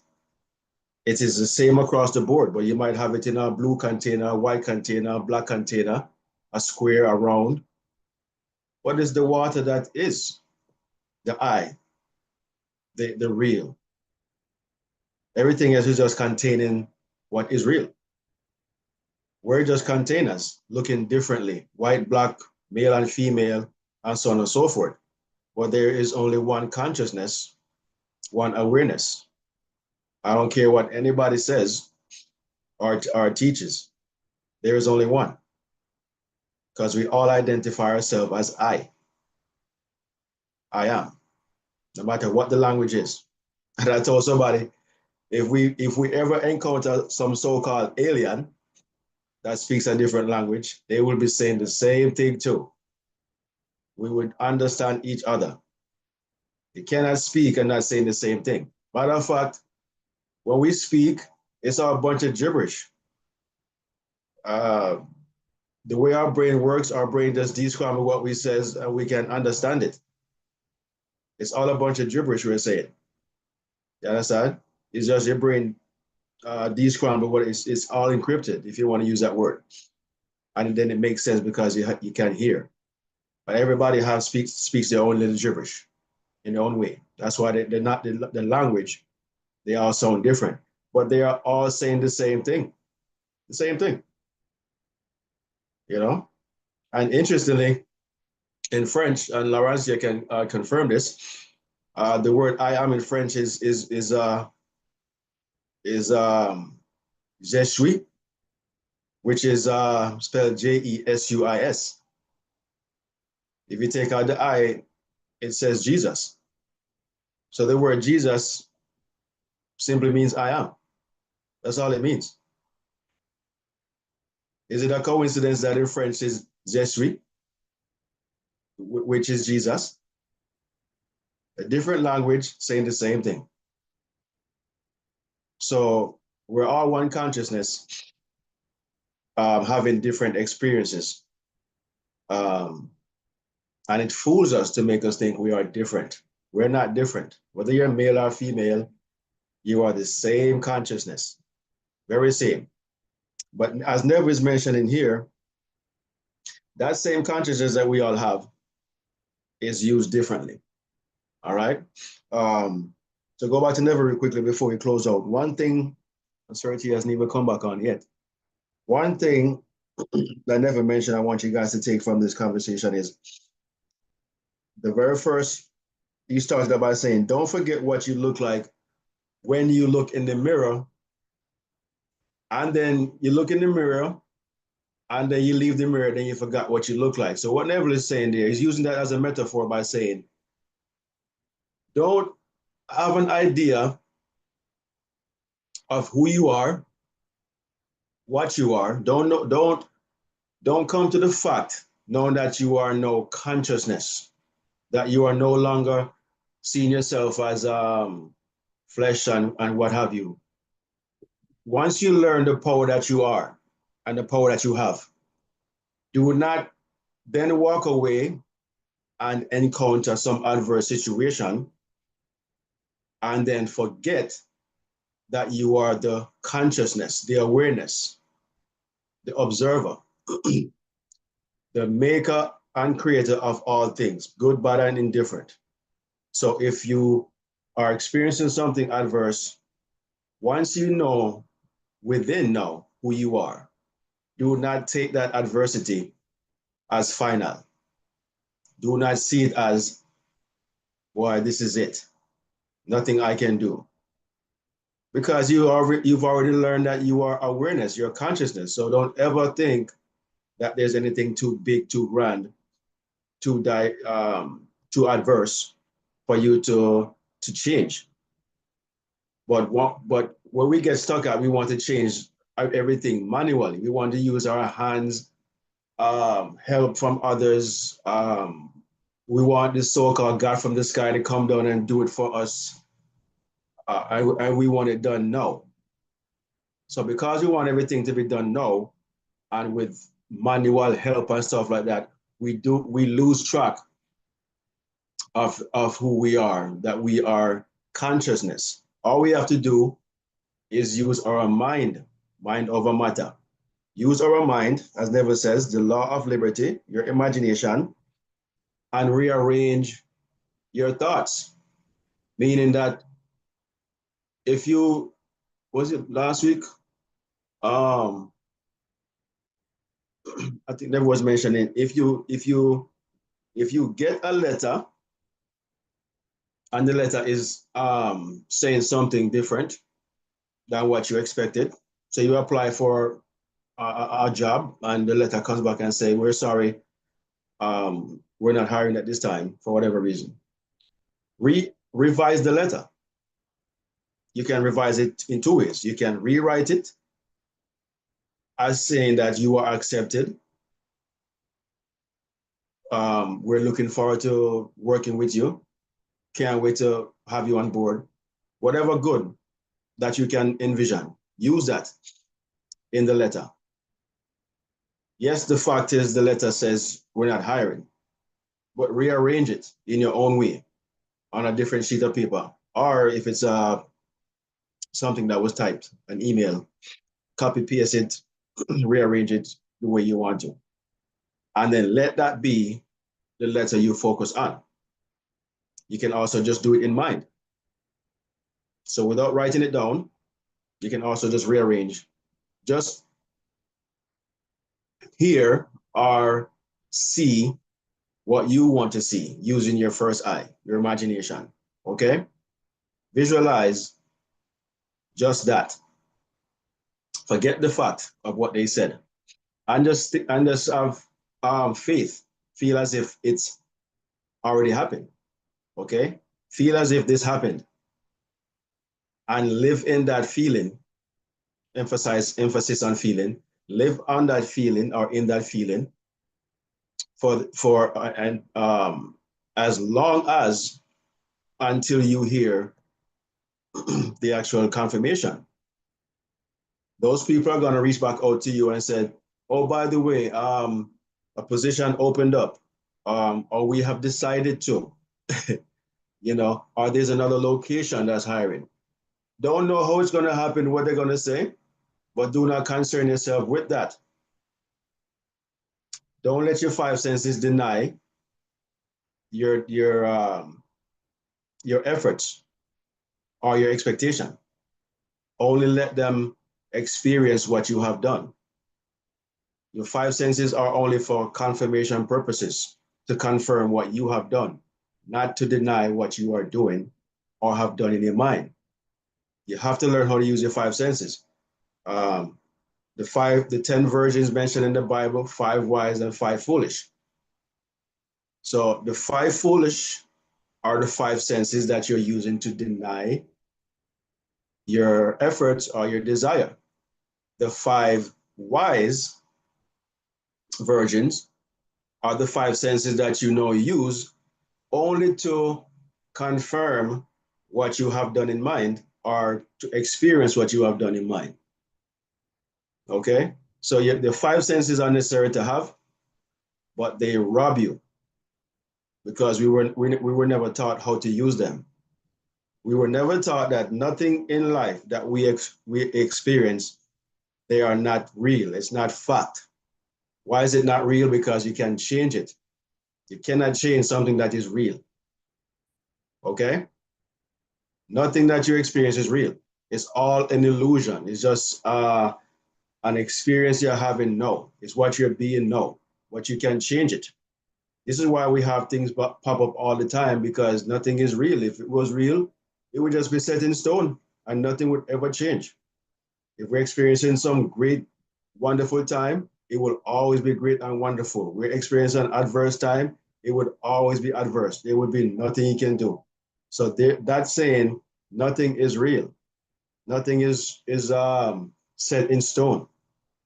You have the ability to change it, should you desire to change it, or to rearrange it, as Nevin would like to say. So don't look in the mirror, and when you leave the mirror, you forgot how you look.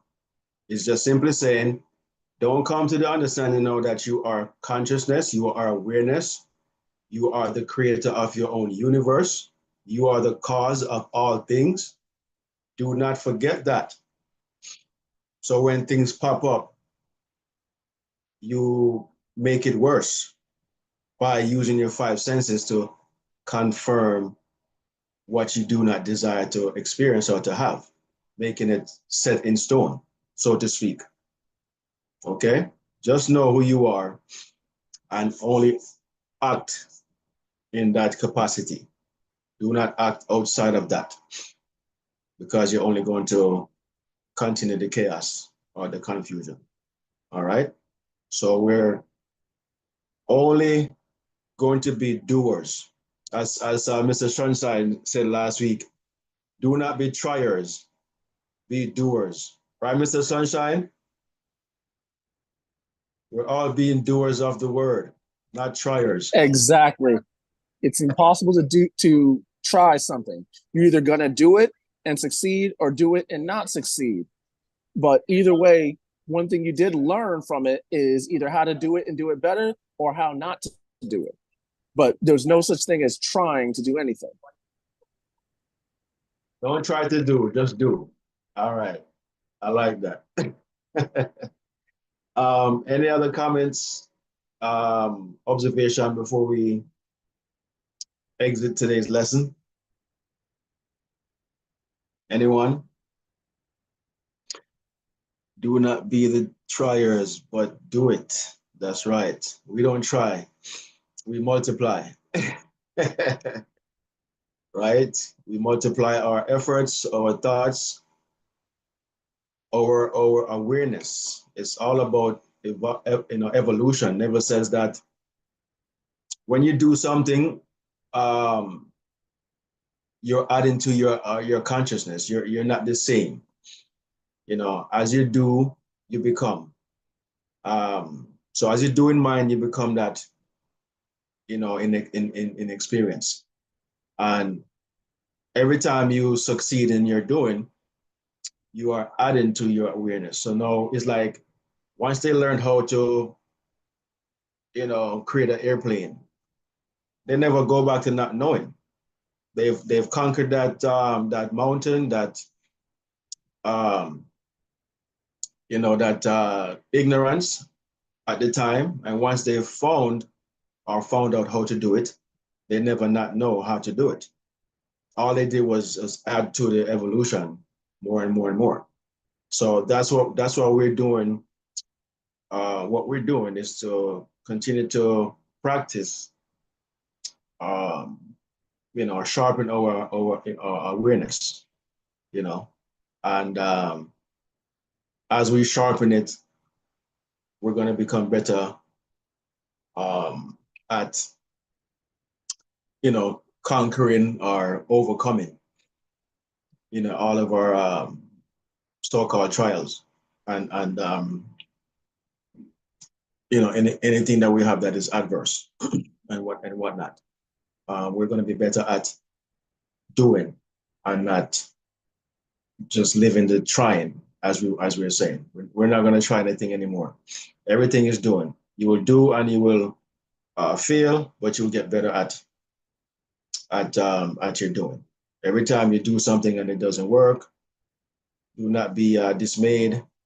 Do it again. Okay?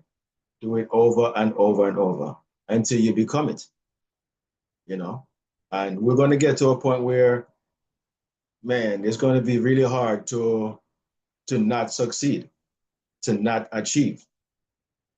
So we are reversing, because people will say, boy, it is so hard to do. It is going to be hard for us to fail. That's where we're headed, It's going to be hard for you to do something and not succeed, rather than be hard for you to succeed. All right. But we have to get to going into it repetitively, persistently, and persevere, all the way through. All right.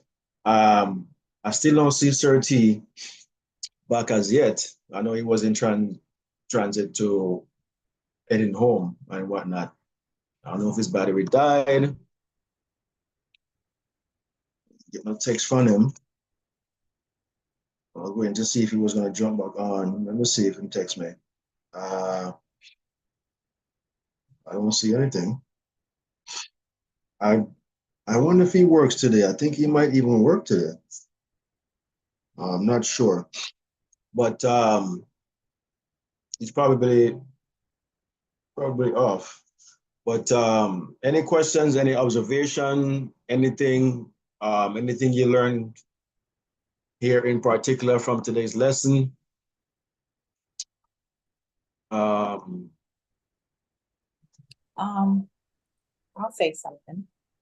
Go ahead, Lawrence. I like how Mr. Sunshine had put, the word out there. Don't be triers of the word, but be doers of the word. That I took note of. That's a great point. Absolutely, that's paramount to make reference to and to adhere to. Be doers, not triers. So, and that's hence the topic today. Be he doers. We're not going to be triers anymore. We're going to be doing the thing. Getting good at using our imagination. Good at visualizing. Good at rearranging, changing the so-called facts that we see. We're not going to internalize anything that is not what we desire to experience. We're going to only internalize the things we desire to experience. Do not use what you see, hear, taste, smell, and touch as the final outcome. That is just what you are being or experiencing at the time. And you're only experiencing it at the time because that's what you were, in some way in the back of your mind, subconsciously entertaining or being. And so it has expressed itself. Now, all you have to do is, from that moment on, it's like changing direction, a U-turn. You're going the wrong direction. What do? You make a U-turn. You divert. You stop and reassess the destination, and you change it. Okay, you don't continue going, doing the same thing and hoping that there'll be a different outcome. That is absolute madness, or as they say, insanity. Okay, you have to do something different, and that is what we are doing from these lessons. Going forward, we're not only saying what we say, we're going to do as we say. Okay, we're going to become doers, expressors, manifestors, all this type of stuff. Whatever you want to, whatever verb you want to put on it, we're going to be actively doing what we say. All right, and I want you guys to really take it to heart. It's still January. We're in the first month of the year. Today's the 26th. And I just remember today makes 5 years since I lost one of my favorite basketball player, Kobe Bryant. Actually, it was today, just a Sunday, 5 years ago, that Kobe passed. So, but I'm using him now to say that Kobe was a guy who was always a doer. That's all Kobe did. Kobe never tried anything. And as I say, Kobe, here comes 30 coming on because that's his favorite player. Um, you know, he never tried. All Kobe ever did was do. Okay. And that's why he became such a great basketball player and a basketball mind, is because he spent so much time just working on his skills mentally, physically, emotionally. He was always at it. And it had to become whatever he was doing, it had to manifest. And he turned out to be one of the greatest players of all time. And very, I would say he had a really good exposure to the game. His dad played basketball, uh, played in the league and stuff like that. But he had to still do it. His father, being who he was, a professional player, had no bearing on Kobe unless he was doing it himself. He could watch his father play. He could watch Michael Jordan play, who's his favorite player, all these people. But until he did it, nothing was going to get done. At least not for him, not in his world. So tribute to Kobe today. 5 years since he has transitioned, him and his daughter and all the others who perished with them. But, you know, uh, we know who we are. Um, Kobe is still in all of us because all of us are in all of us. We're all the I am, having different experiences as who we say we are in terms of the flesh. All right. Certi, I see that you're back, big brother. I was just mentioning Kobe. Today make 5 years since your brother transition. So Yes, that's sir. Five short years, really happened quickly. But as you rightfully say, we all cycle in and we cycle out of this phase of our existence. So long live Kobe Bryant, and the experiences that we gathered and the what we learned from his life. Where that man set himself a goal and he accomplished it. He told a story that is hard to believe, but it was his story, and I'm sure there were people that could either corroborate the story or could prove its denial. But he told of a summer circus while he was living in Italy, because he grew up in Italy. His father was playing in the league in Italy at one point, so he grew up in Italy. But he would come here in the summertime to play in the league here, And he told of a summer, I think he said he was 12 years old when he came, and for the entire summer he played in the games and did not score a single point.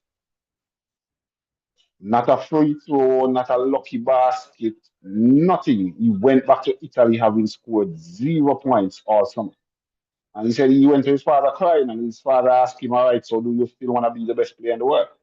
Do you still want to become the best player in the world, or do you want to stop playing basketball? He said he wants to be the best player in the world. His father told him, well, you have to keep working at your dream, keep working at it.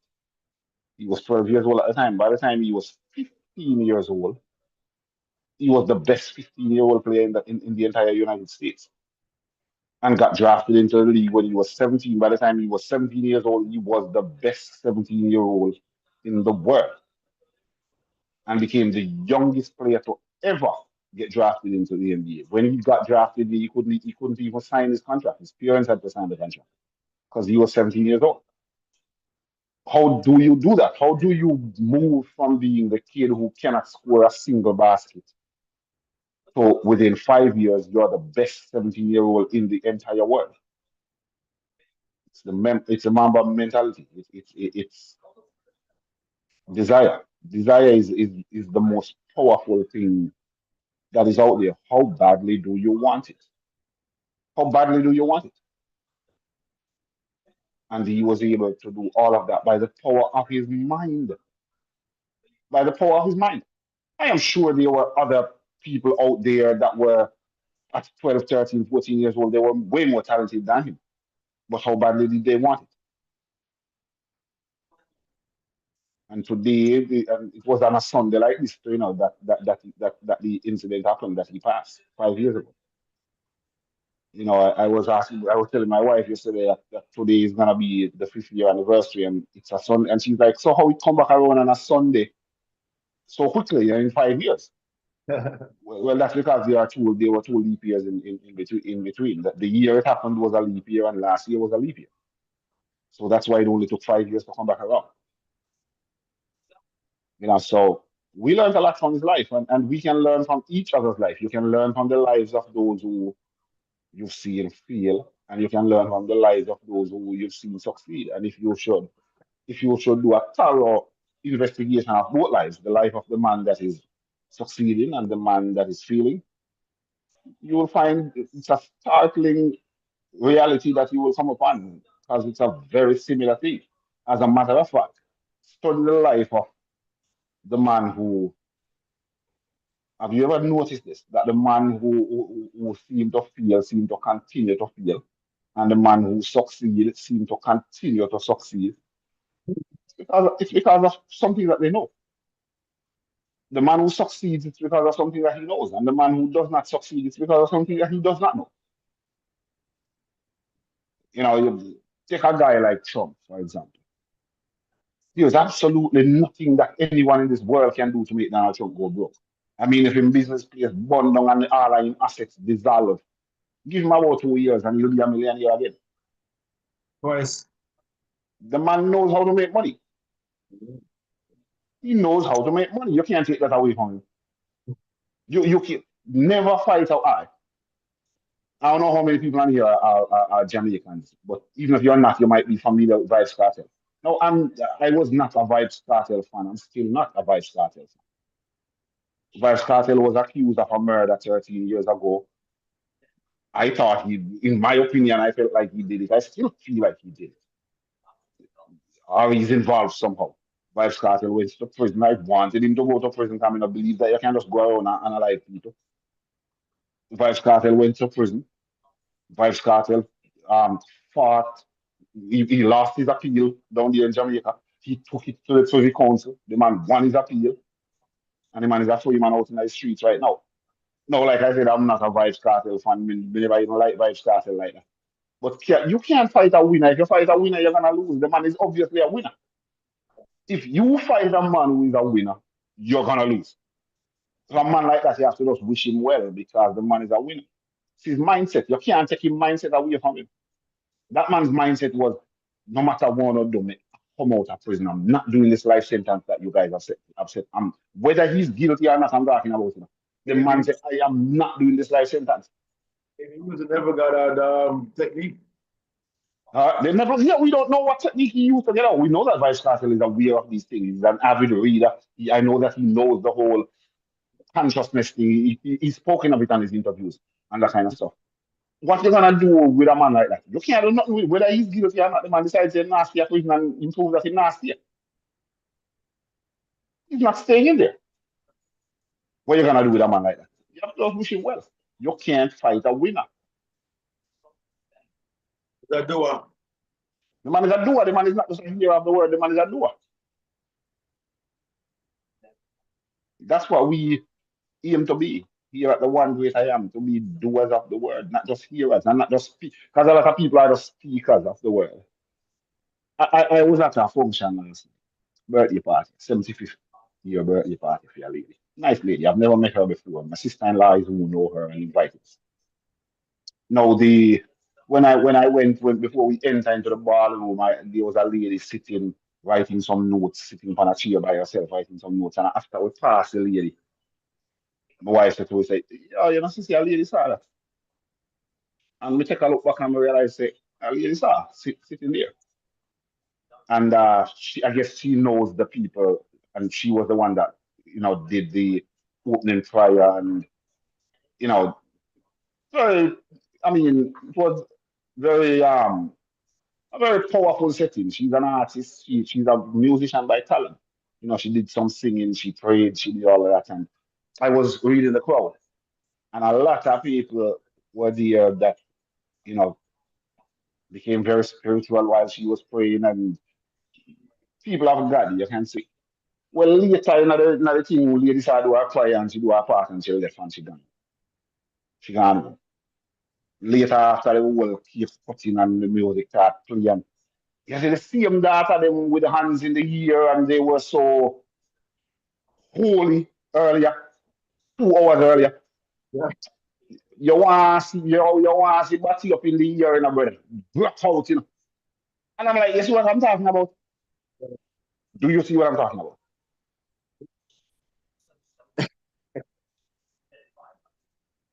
That's what I'm talking about. I mean, just be real to the thing. Yeah. You can't walk both ways. No, I better, to me, I am not a believer and I'm not a believer and I'm not a believer and I'm not gonna raise my hand over this one, then raise my hand over here. And like I said, I was reading the crowd and it was, I stood there and I'm like, see, this is what I'm talking about. 2 hours ago, you were God's people, and over here so now, you see a man who call the music your devil music. You guys are the one reveling in it. So you're God people and then you're devil people. And there is no God and no devil, I know. Just as lady saw, um, she don't sing those songs anymore. She don't, no.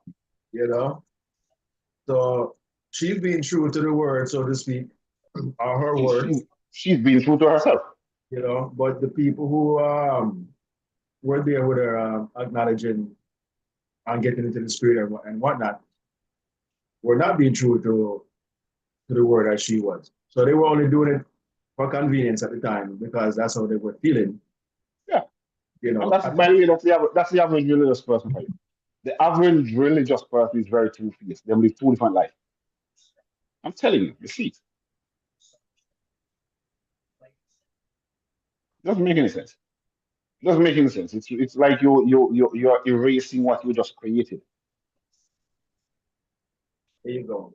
So they're, uh, as a religious person, they try. They don't do. They try as of Yeah. the word, not doers. And you know what is always the excuse? If I should have taken the microphone last night and said, hold on, the people. Come on, that's already so. Yeah, you in that skirt, you. We never see you know with hands raised at the altar a few minutes ago. Then how come, I mean, yeah, block out better man that one there now. How come? What's going on? You know what they gonna tell us? Eh? They gonna tell us no man is perfect and you don't have to judge it. And I'm gonna say that's always the crutch, that's always the excuse. That's the crutch, that's the excuse. No man is perfect. So you don't have to judge it. I'm not judging you. Your actions are judging you. I'm just pointing out your actions. You're just saying that if you're telling me to do something, you can't just tell me to do it. You have to do it. You have to do it.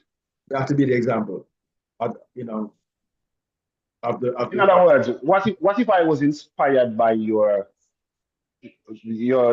sanctimonious ways earlier when you were in prayer and you were deep in it? What if I was inspired by that and decided to say, I want to turn my life and become a Christian? And a couple of hours later, I see you. I mean, what am I supposed to do now? Are you exactly. inspiring me, or are you? What are you doing? What's going on? You're not going to you're gonna feel like they are a fraud. And you're gonna feel like you got yourself into something that took advantage of your mind, you know, and Yes. stuff like that. It will be the same as if everything Neville is saying or said that he's um done or can do, and then you catch Neville later on worrying, afraid, Yes. pondering, wondering if he can do this or if he can manifest this or manifest that.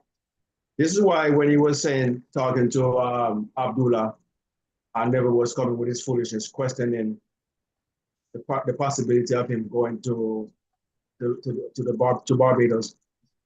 And Abdullah shut the door in his face. Now, if Abdullah had entertained Never, I said, boy, no, Never, you know, you're right. I don't know if you're going to really go back, you know. I'm just trying to be positive. Never Gathered would not have become Never Gathered. Correct. So Abdullah had to live as he had said. And if Never came to him with any doubt, he had to close off that doubt right off the bat so that Never can persist only in the wish fulfilled and not think about the possibility of it not being fulfilled. And thankfully, Abdullah did that. Never was able to eventually travel to Barbados, first class, just like how Abdullah told him. He said, Abdullah said, "You went, not going to." Abdullah said, "You went to Barbados and you went there first class." So he was speaking in the present. You know, say, "Hey, you went to Barbados." You know, he didn't say you are going future. He said you went to Barbados and you went there first class. I never said, how was it that I went to Barbados and I'm here in New York? That's what Abdullah said, be quiet. Consciousness is living in the past. Remember what the acronym FAITH breaks down to?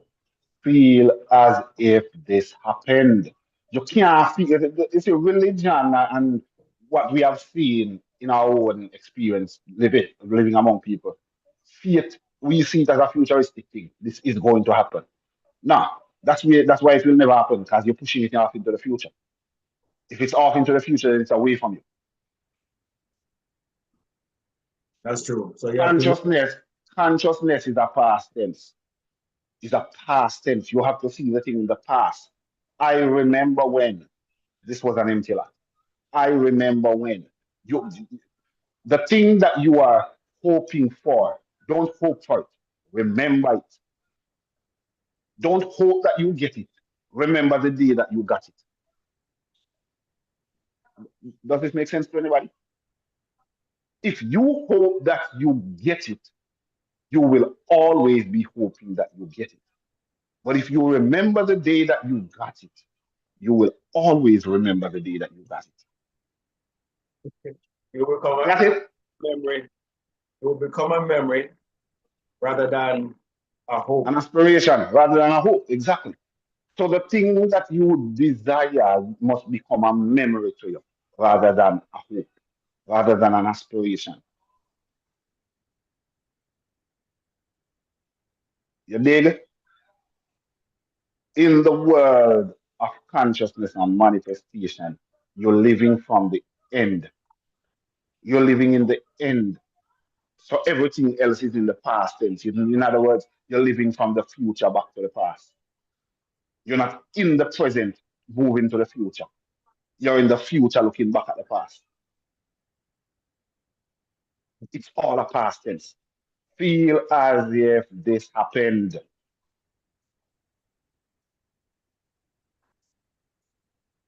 You remember the, you remember the day when you start high school? Yeah, yeah. Can you go back and erase that and make it no longer a fact, a reality that you started high school? It's a fact. It's a fact. You can't erase it It's a memory now. because it's in the past and it's a memory. You can't erase it. As much as you don't want to erase it. 2007, 2016 NBA Finals, Golden State, Cleveland Cavaliers, Game 7. Kyrie made a big shot, Cleveland win. As much as I would have wanted the Warriors to win that game, can I go back and change it? No. No, it's a fact. It's a memory. And the memory will always remember. As a matter of fact, I'll tell you something about facts. The only facts are memories.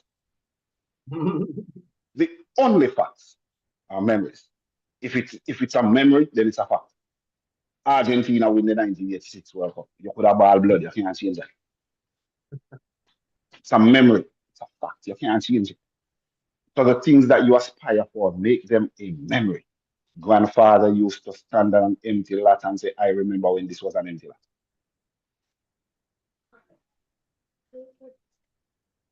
While standing on the lot.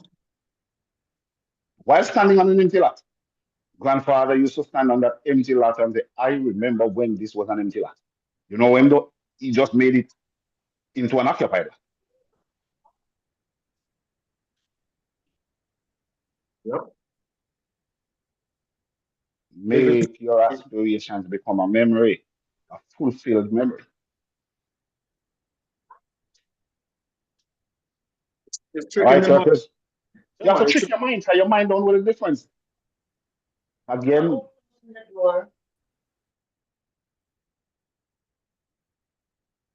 With the mind, yeah, yes, the only facts are memories. you're tricking your mind.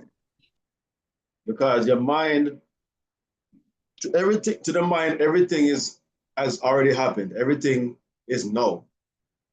Everything is present to the mind. You know? So if you tell the mind it's already happened, the mind accepts it as true. If you tell the mind it's not happened yet, the mind say, yes, you're right. It's not happened yet. Because it's taking everything literally, right now. You know? So that said, the mind is impartial. It doesn't it reflects to you what you put in front of it. Whatever you put it, the mind is the mirror. Whatever you put in front of your mind is going to reflect. You know, and there was a saying, do not break the mirror. You know, do not break the mirror and do not change the world. Never says change your face, change how you look, and the mirror will reflect it. Rearrange your mind, and the world will reflect it. Can't change the world, can't change the mirror or break the mirror. The only thing you can change is your mind. You know, change your expectation or your evaluation. Do that change from within, and the world will reflect it. Before we close out, I see that where is he at? I saw G earlier. Where did he go? Yo, G, what's up, player? What's up, G? I'm chilling, my boy. Good morning, beautiful people, beautiful beings. One love to all. You know what I'm saying?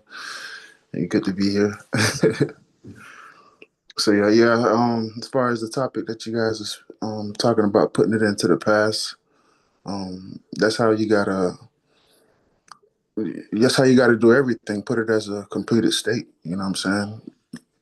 Put it as a completed state, whatever the desire is that you're trying to experience, and do your best to, once you create that end state for yourself, do your best to let it go. Do your best to put it into the Sabbath, put it to rest. Don't ponder on it. Don't keep digging it back up. You know what I'm saying? Just understand that it's done. Understand that it's finished. You created it, and just give thanks. Say thank you. That's the easiest way I used to put it in the past. I just give thanks. I appreciate you in advance for that experience. You know what I'm saying? Thank you for that experience. You know what I'm saying? I tell myself, tell my inner being, thank you, because I've already created it within. I've already experienced that, you know what I'm saying, that desire. When I go within and I put it in a completed state, I've already done it. You know what I'm saying? So I just give thanks, appreciate you.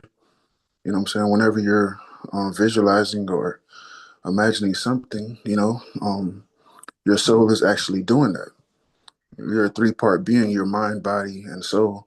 So your soul is actually the real you, the true you, the big you, you know what I'm saying? it already experienced it. So it's already in a completed state. You just got to give thanks. You know what I'm saying? And and in the perfect time, in the perfect place, it will present itself to you in the physical. But you've already experienced it in the inner world, in the true dimension. That's where all things truly come from. Everything around you, every item you see around you in your room came from there first. You know what I'm saying? Whatever, the table, the pencil, the chair, it came from the inner world first. You know what I'm saying? And it presented itself to us in the physical, in the outer world. You know what I'm saying? But everything comes from there first.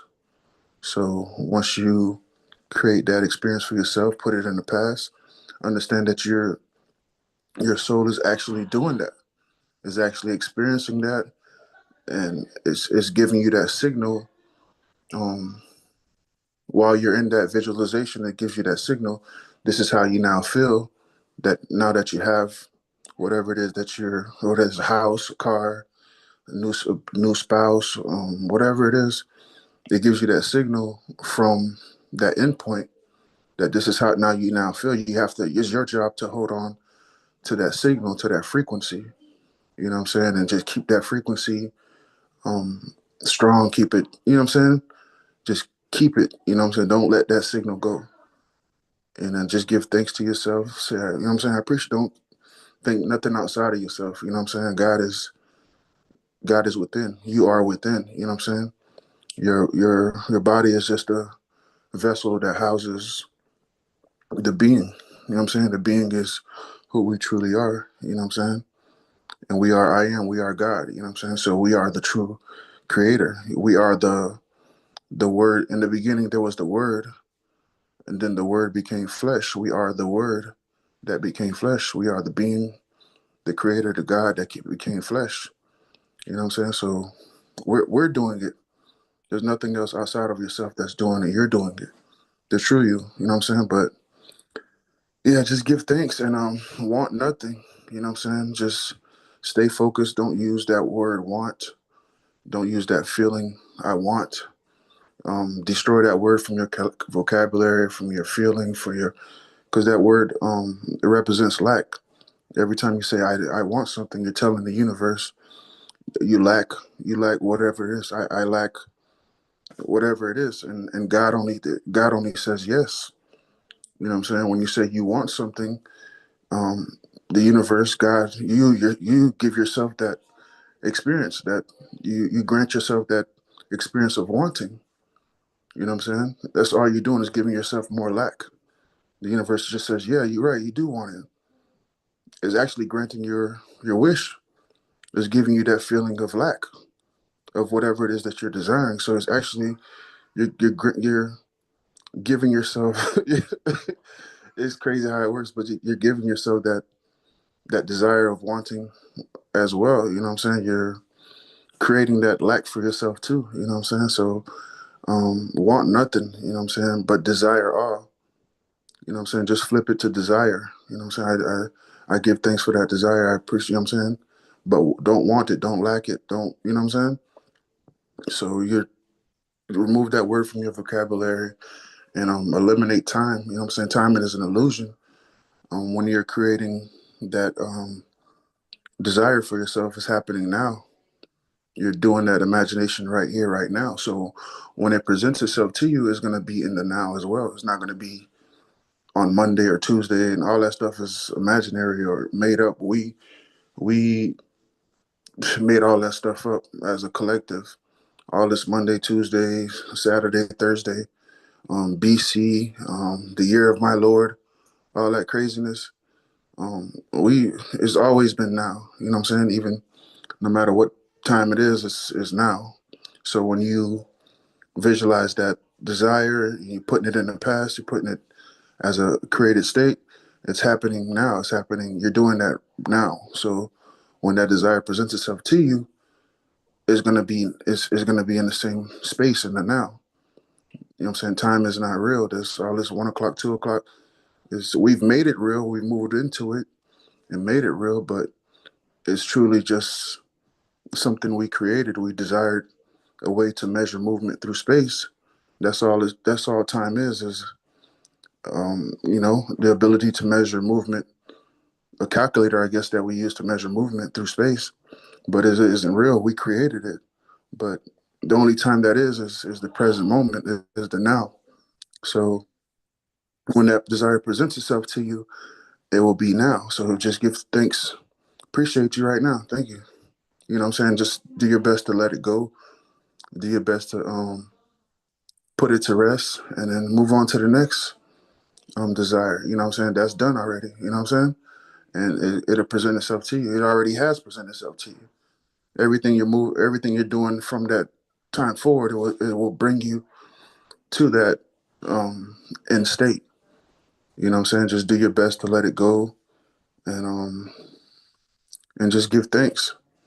And just that's the easiest way I know I use to just put it to rest and give thanks. And I just try to my best to stay positive, stay at peace, stay hold those frequencies. Don't hold no frequency of worry, of doubt, or don't tell nobody else your desires, what you created, because that person wasn't there with you when you launched that desire. You know what I'm saying? So don't go tell nobody what you created unless that person is conscious enough to know what you're doing. You know what I'm saying? I would tell Chris, I would tell Sir T, these type of people, these type of beings, my desires, because they know what time it is. They know what's going on. They know that we create our reality. You know what I'm saying? They know what I'm doing. So I would tell someone like that what's going on, what I did, or what I've already experienced, what I'm putting out there. And because these people are gonna, what I'm saying, add to it, or try to get me to expand it even more. So don't tell nobody else what you're doing. Not even your spouse. If their spouse is asleep, don't tell him either. Just it will present itself. He'll see it. You know what I'm saying? He or she will see it, and just hold that space of peace, gratefulness. These are the frequencies that you should hold at all times. You know what I'm saying? When you're holding these frequencies, this is what you're asking for. You know what I'm saying? When you're holding worry, you're asking the creator within you to bring more worry, to bring more things in your life to make you worry. When you hold in the frequency of love, peace, balance, at ease, gratefulness, you're asking the God within you, your soul, this is what you want to experience. These are the things, bring me more things to experience gratefulness, to experience thankfulness, to experience blissfulness. So just hold these frequencies. That's the key, is to control your frequency, control your inner mood. You know what I'm saying? That's what's truly creating our reality. You know what I'm saying? We're always feeling something. You just gotta now be pay attention to what frequency or what radio station you're tuning into. You know what I'm saying? So yeah, that's it. And then once you hold these frequencies, you're gonna watch different things come in that make you feel greater and greater and feel at peace. It's really that simple. Like, try your best to hold these frequencies, man, and that's the key. You know what I'm saying? Pay attention to what you're feeling at all times. You know what I'm saying? Don't you things are gonna come. You're gonna be watching TV or you driving, or no matter what you're doing, you're always feeling something. You know what I'm saying? So just even while you're doing these things, just be alert, be aware within. You know what I'm saying? Program how you want to feel. You know what I'm saying? Tell yourself, choose the feeling that you want to feel throughout the day. You know what I'm saying? And when you catch yourself off track, be alert to that and be like, man, what is it that just threw me off? Or bless it. Just not even worry about it. Just bless it. You know what I'm saying? Whatever that thought or whatever that thing came in, just bless it. You know what I'm saying? Bliss it and get back on track. You know what I'm saying? Don't give it no more energy. Just catch yourself and get back on track. And you're gonna watch. You just pay attention to what comes in. Beautiful things are gonna come in. You just got to know that you're doing it. That's the main thing, is to understand. Don't give no credit to nothing else outside of yourself. You're doing it. You know what I'm saying? The being, you created that. You know what I'm saying? So just love yourself no matter what. Um, And just love everybody else around you too. Do your best not to have any enemies. Let all that stuff go. Don't, you know what I'm saying? If whatever it is that bothers you, that person did, just let it go. Bless that person. You know, wish well to that person, whatever it is, and just let it go. Love yourself no matter what. Understand who you are, man. If you had a chance to see God, how would you love him? How would you squeeze him? How would you hold her? What would you say to her? Well, every moment in time we have a chance to see God. Just look in the mirror. Whatever you would do to God if you saw it, do it to yourself. Love yourself. You know what I'm saying? Love yourself no matter what. No matter what anybody says, as is. Big, fat, small, tall, whatever it is, just love yourself. You can always change. You can always, you know what I'm saying? If you don't like something about yourself, you can always do something about it. So, but I love y'all, and yeah, I don't know. Yeah, my boy. Thank you, G. Words of wisdom right there. Words of great wisdom, you know. Everything that you said is paramount, and we receive it. Absolutely. Exactly. That was a sermon. A very short one, but very powerful um, sermon. So thank you so much for that, G. Wonderful, you know, program today. Lesson, be he doers of the word. I really feel like we have accomplished the task of conveying that message. So going forward, we look forward to seeing a lot of doers, a lot of doing, and a lot of results as a result of that. Go ahead, Serti. Yeah, just to reiterate something that G just said about time, that time is not real. And you say this to people, and people might look at you strange and try to go around it. But I'm not show you how much time is not real. We're living in the state of Florida, right? What time is it right? What time is it right now? It's 12:46 right here in Naples, Florida, where I'm at. Up there in Panama City, Florida, that's a little bit topside Pensacola. Right now, it's 11:46 up there. We're in the same state of Florida. We are 1 hour ahead of them. Now, if you should drive up there, there is literally a point, an imaginary line on the road up there where you are right here and the time is 11:46. And you cross that imaginary line and you one footstep, one foot could be standing on this side and the other foot is standing on the other side. Over here it's 11:46 and over there it's 12:46. Is time real? Oh, constructed. Time is not real. How could it be real when one foot you're right here it's 11:46 and right here it's 12:46 and you're standing in both places? You are literally standing in both places. There's an imaginary line there where the line is drawn. Where that's where they call it the timeline. If time is real, it would not align. Some in some countries it's a different day right now. You know, it's either Monday already. I think in Australia, you know, um, or it's almost Monday. You know, so everything is constructed just for measurement, just to just to have an idea of where we are and where we're going to be, and so on and so forth.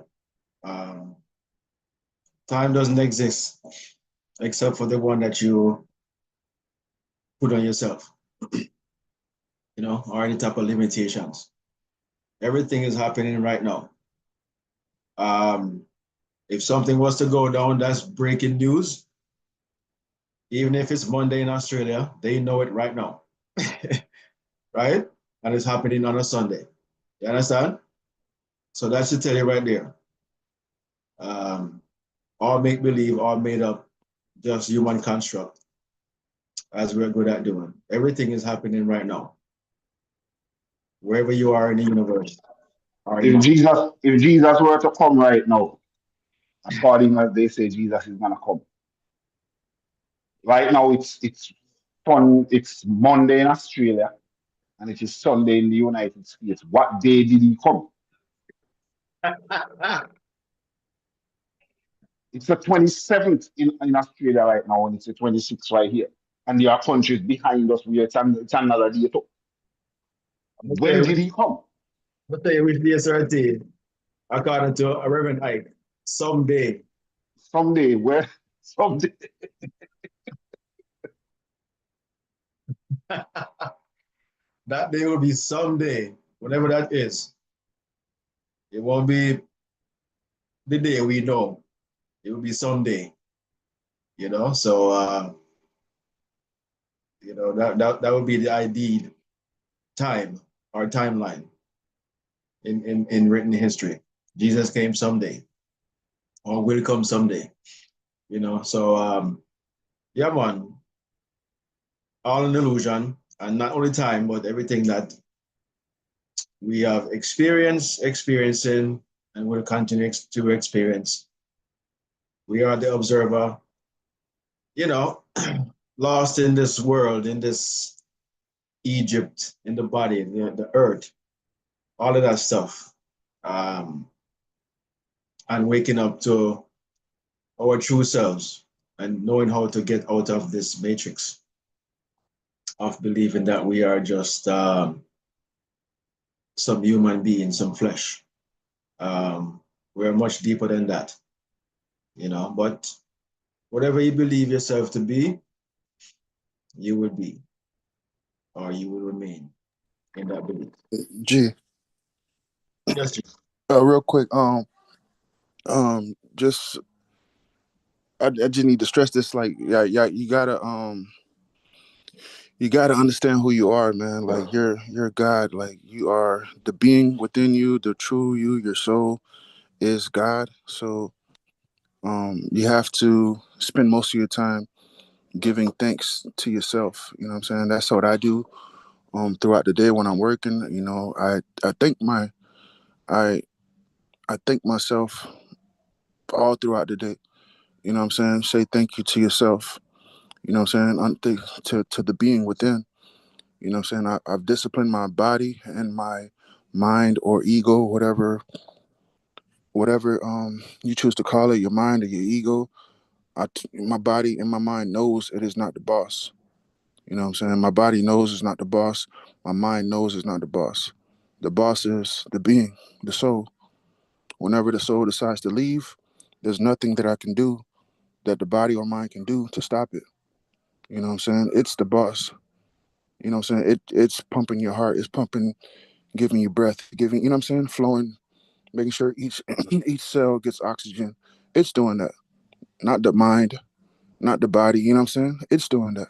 The being. So when you wake up, just thank yourself. Thank the being for staying with you, to waking up within you. Thank you for every single breath. Thank you for every single heartbeat. I appreciate you. I love you. You know what I'm saying? You don't have to say it out loud. Use the little small voice within to thank yourself. Just thank yourself, love yourself. I love you. You know what I'm saying? Watch how you feel. And when the being responds to you, watch the frequency that flows through your body, the feeling that flows through your body as you're doing this. You know what I'm saying? That's how the being speaks to the body and mind, is through feeling, is through frequency. So watch the frequency that's flowing through you as you're just giving love to yourself. You know what I'm saying? So I got to stress that it's so important for us to do that. Take the time to throughout the day to commune with yourself. You know what I'm saying? And nobody has to know what you're doing. That's the cool thing about it. You can be doing it right here, right now, or whatever, in church or at a basketball game, whatever. You can be doing that. Just loving yourself and giving thanks to yourself for staying with yourself. You know what I'm saying? And it's so important for us to give thanks to God, to ourselves. You know what I'm saying? Don't turn that energy, that attention outside. Turn it inside. You know what I'm saying? And watch the response that you give yourself. The being gives yourself. You know what I'm saying? You could feel it. You'll be able to feel that frequency, that love. You know, once the being feels that sincerity from you, trust me, you'll feel it. But yeah, G, that's all, bro. Thank you for stressing that, G. That is very important to realize and then actualize. You know, the soul, as you're saying, is the self, the true you, the inner man. You know, observing the outer world, which is from within. Everything that's out is from within. It's from within the soul. But the soul needs the body and the mind to experience the madness, if you want to call it that. And knowing fully that it's all an act, it's all a movie. When we go to a movie, we know it's a show. We know it's not real. They're all actors acting as if this is real. The soul knows nothing we experience is real. The mind thinks it is. The soul knows that it's not. Um, and is therefore, you know, very confident, relaxed that all is well.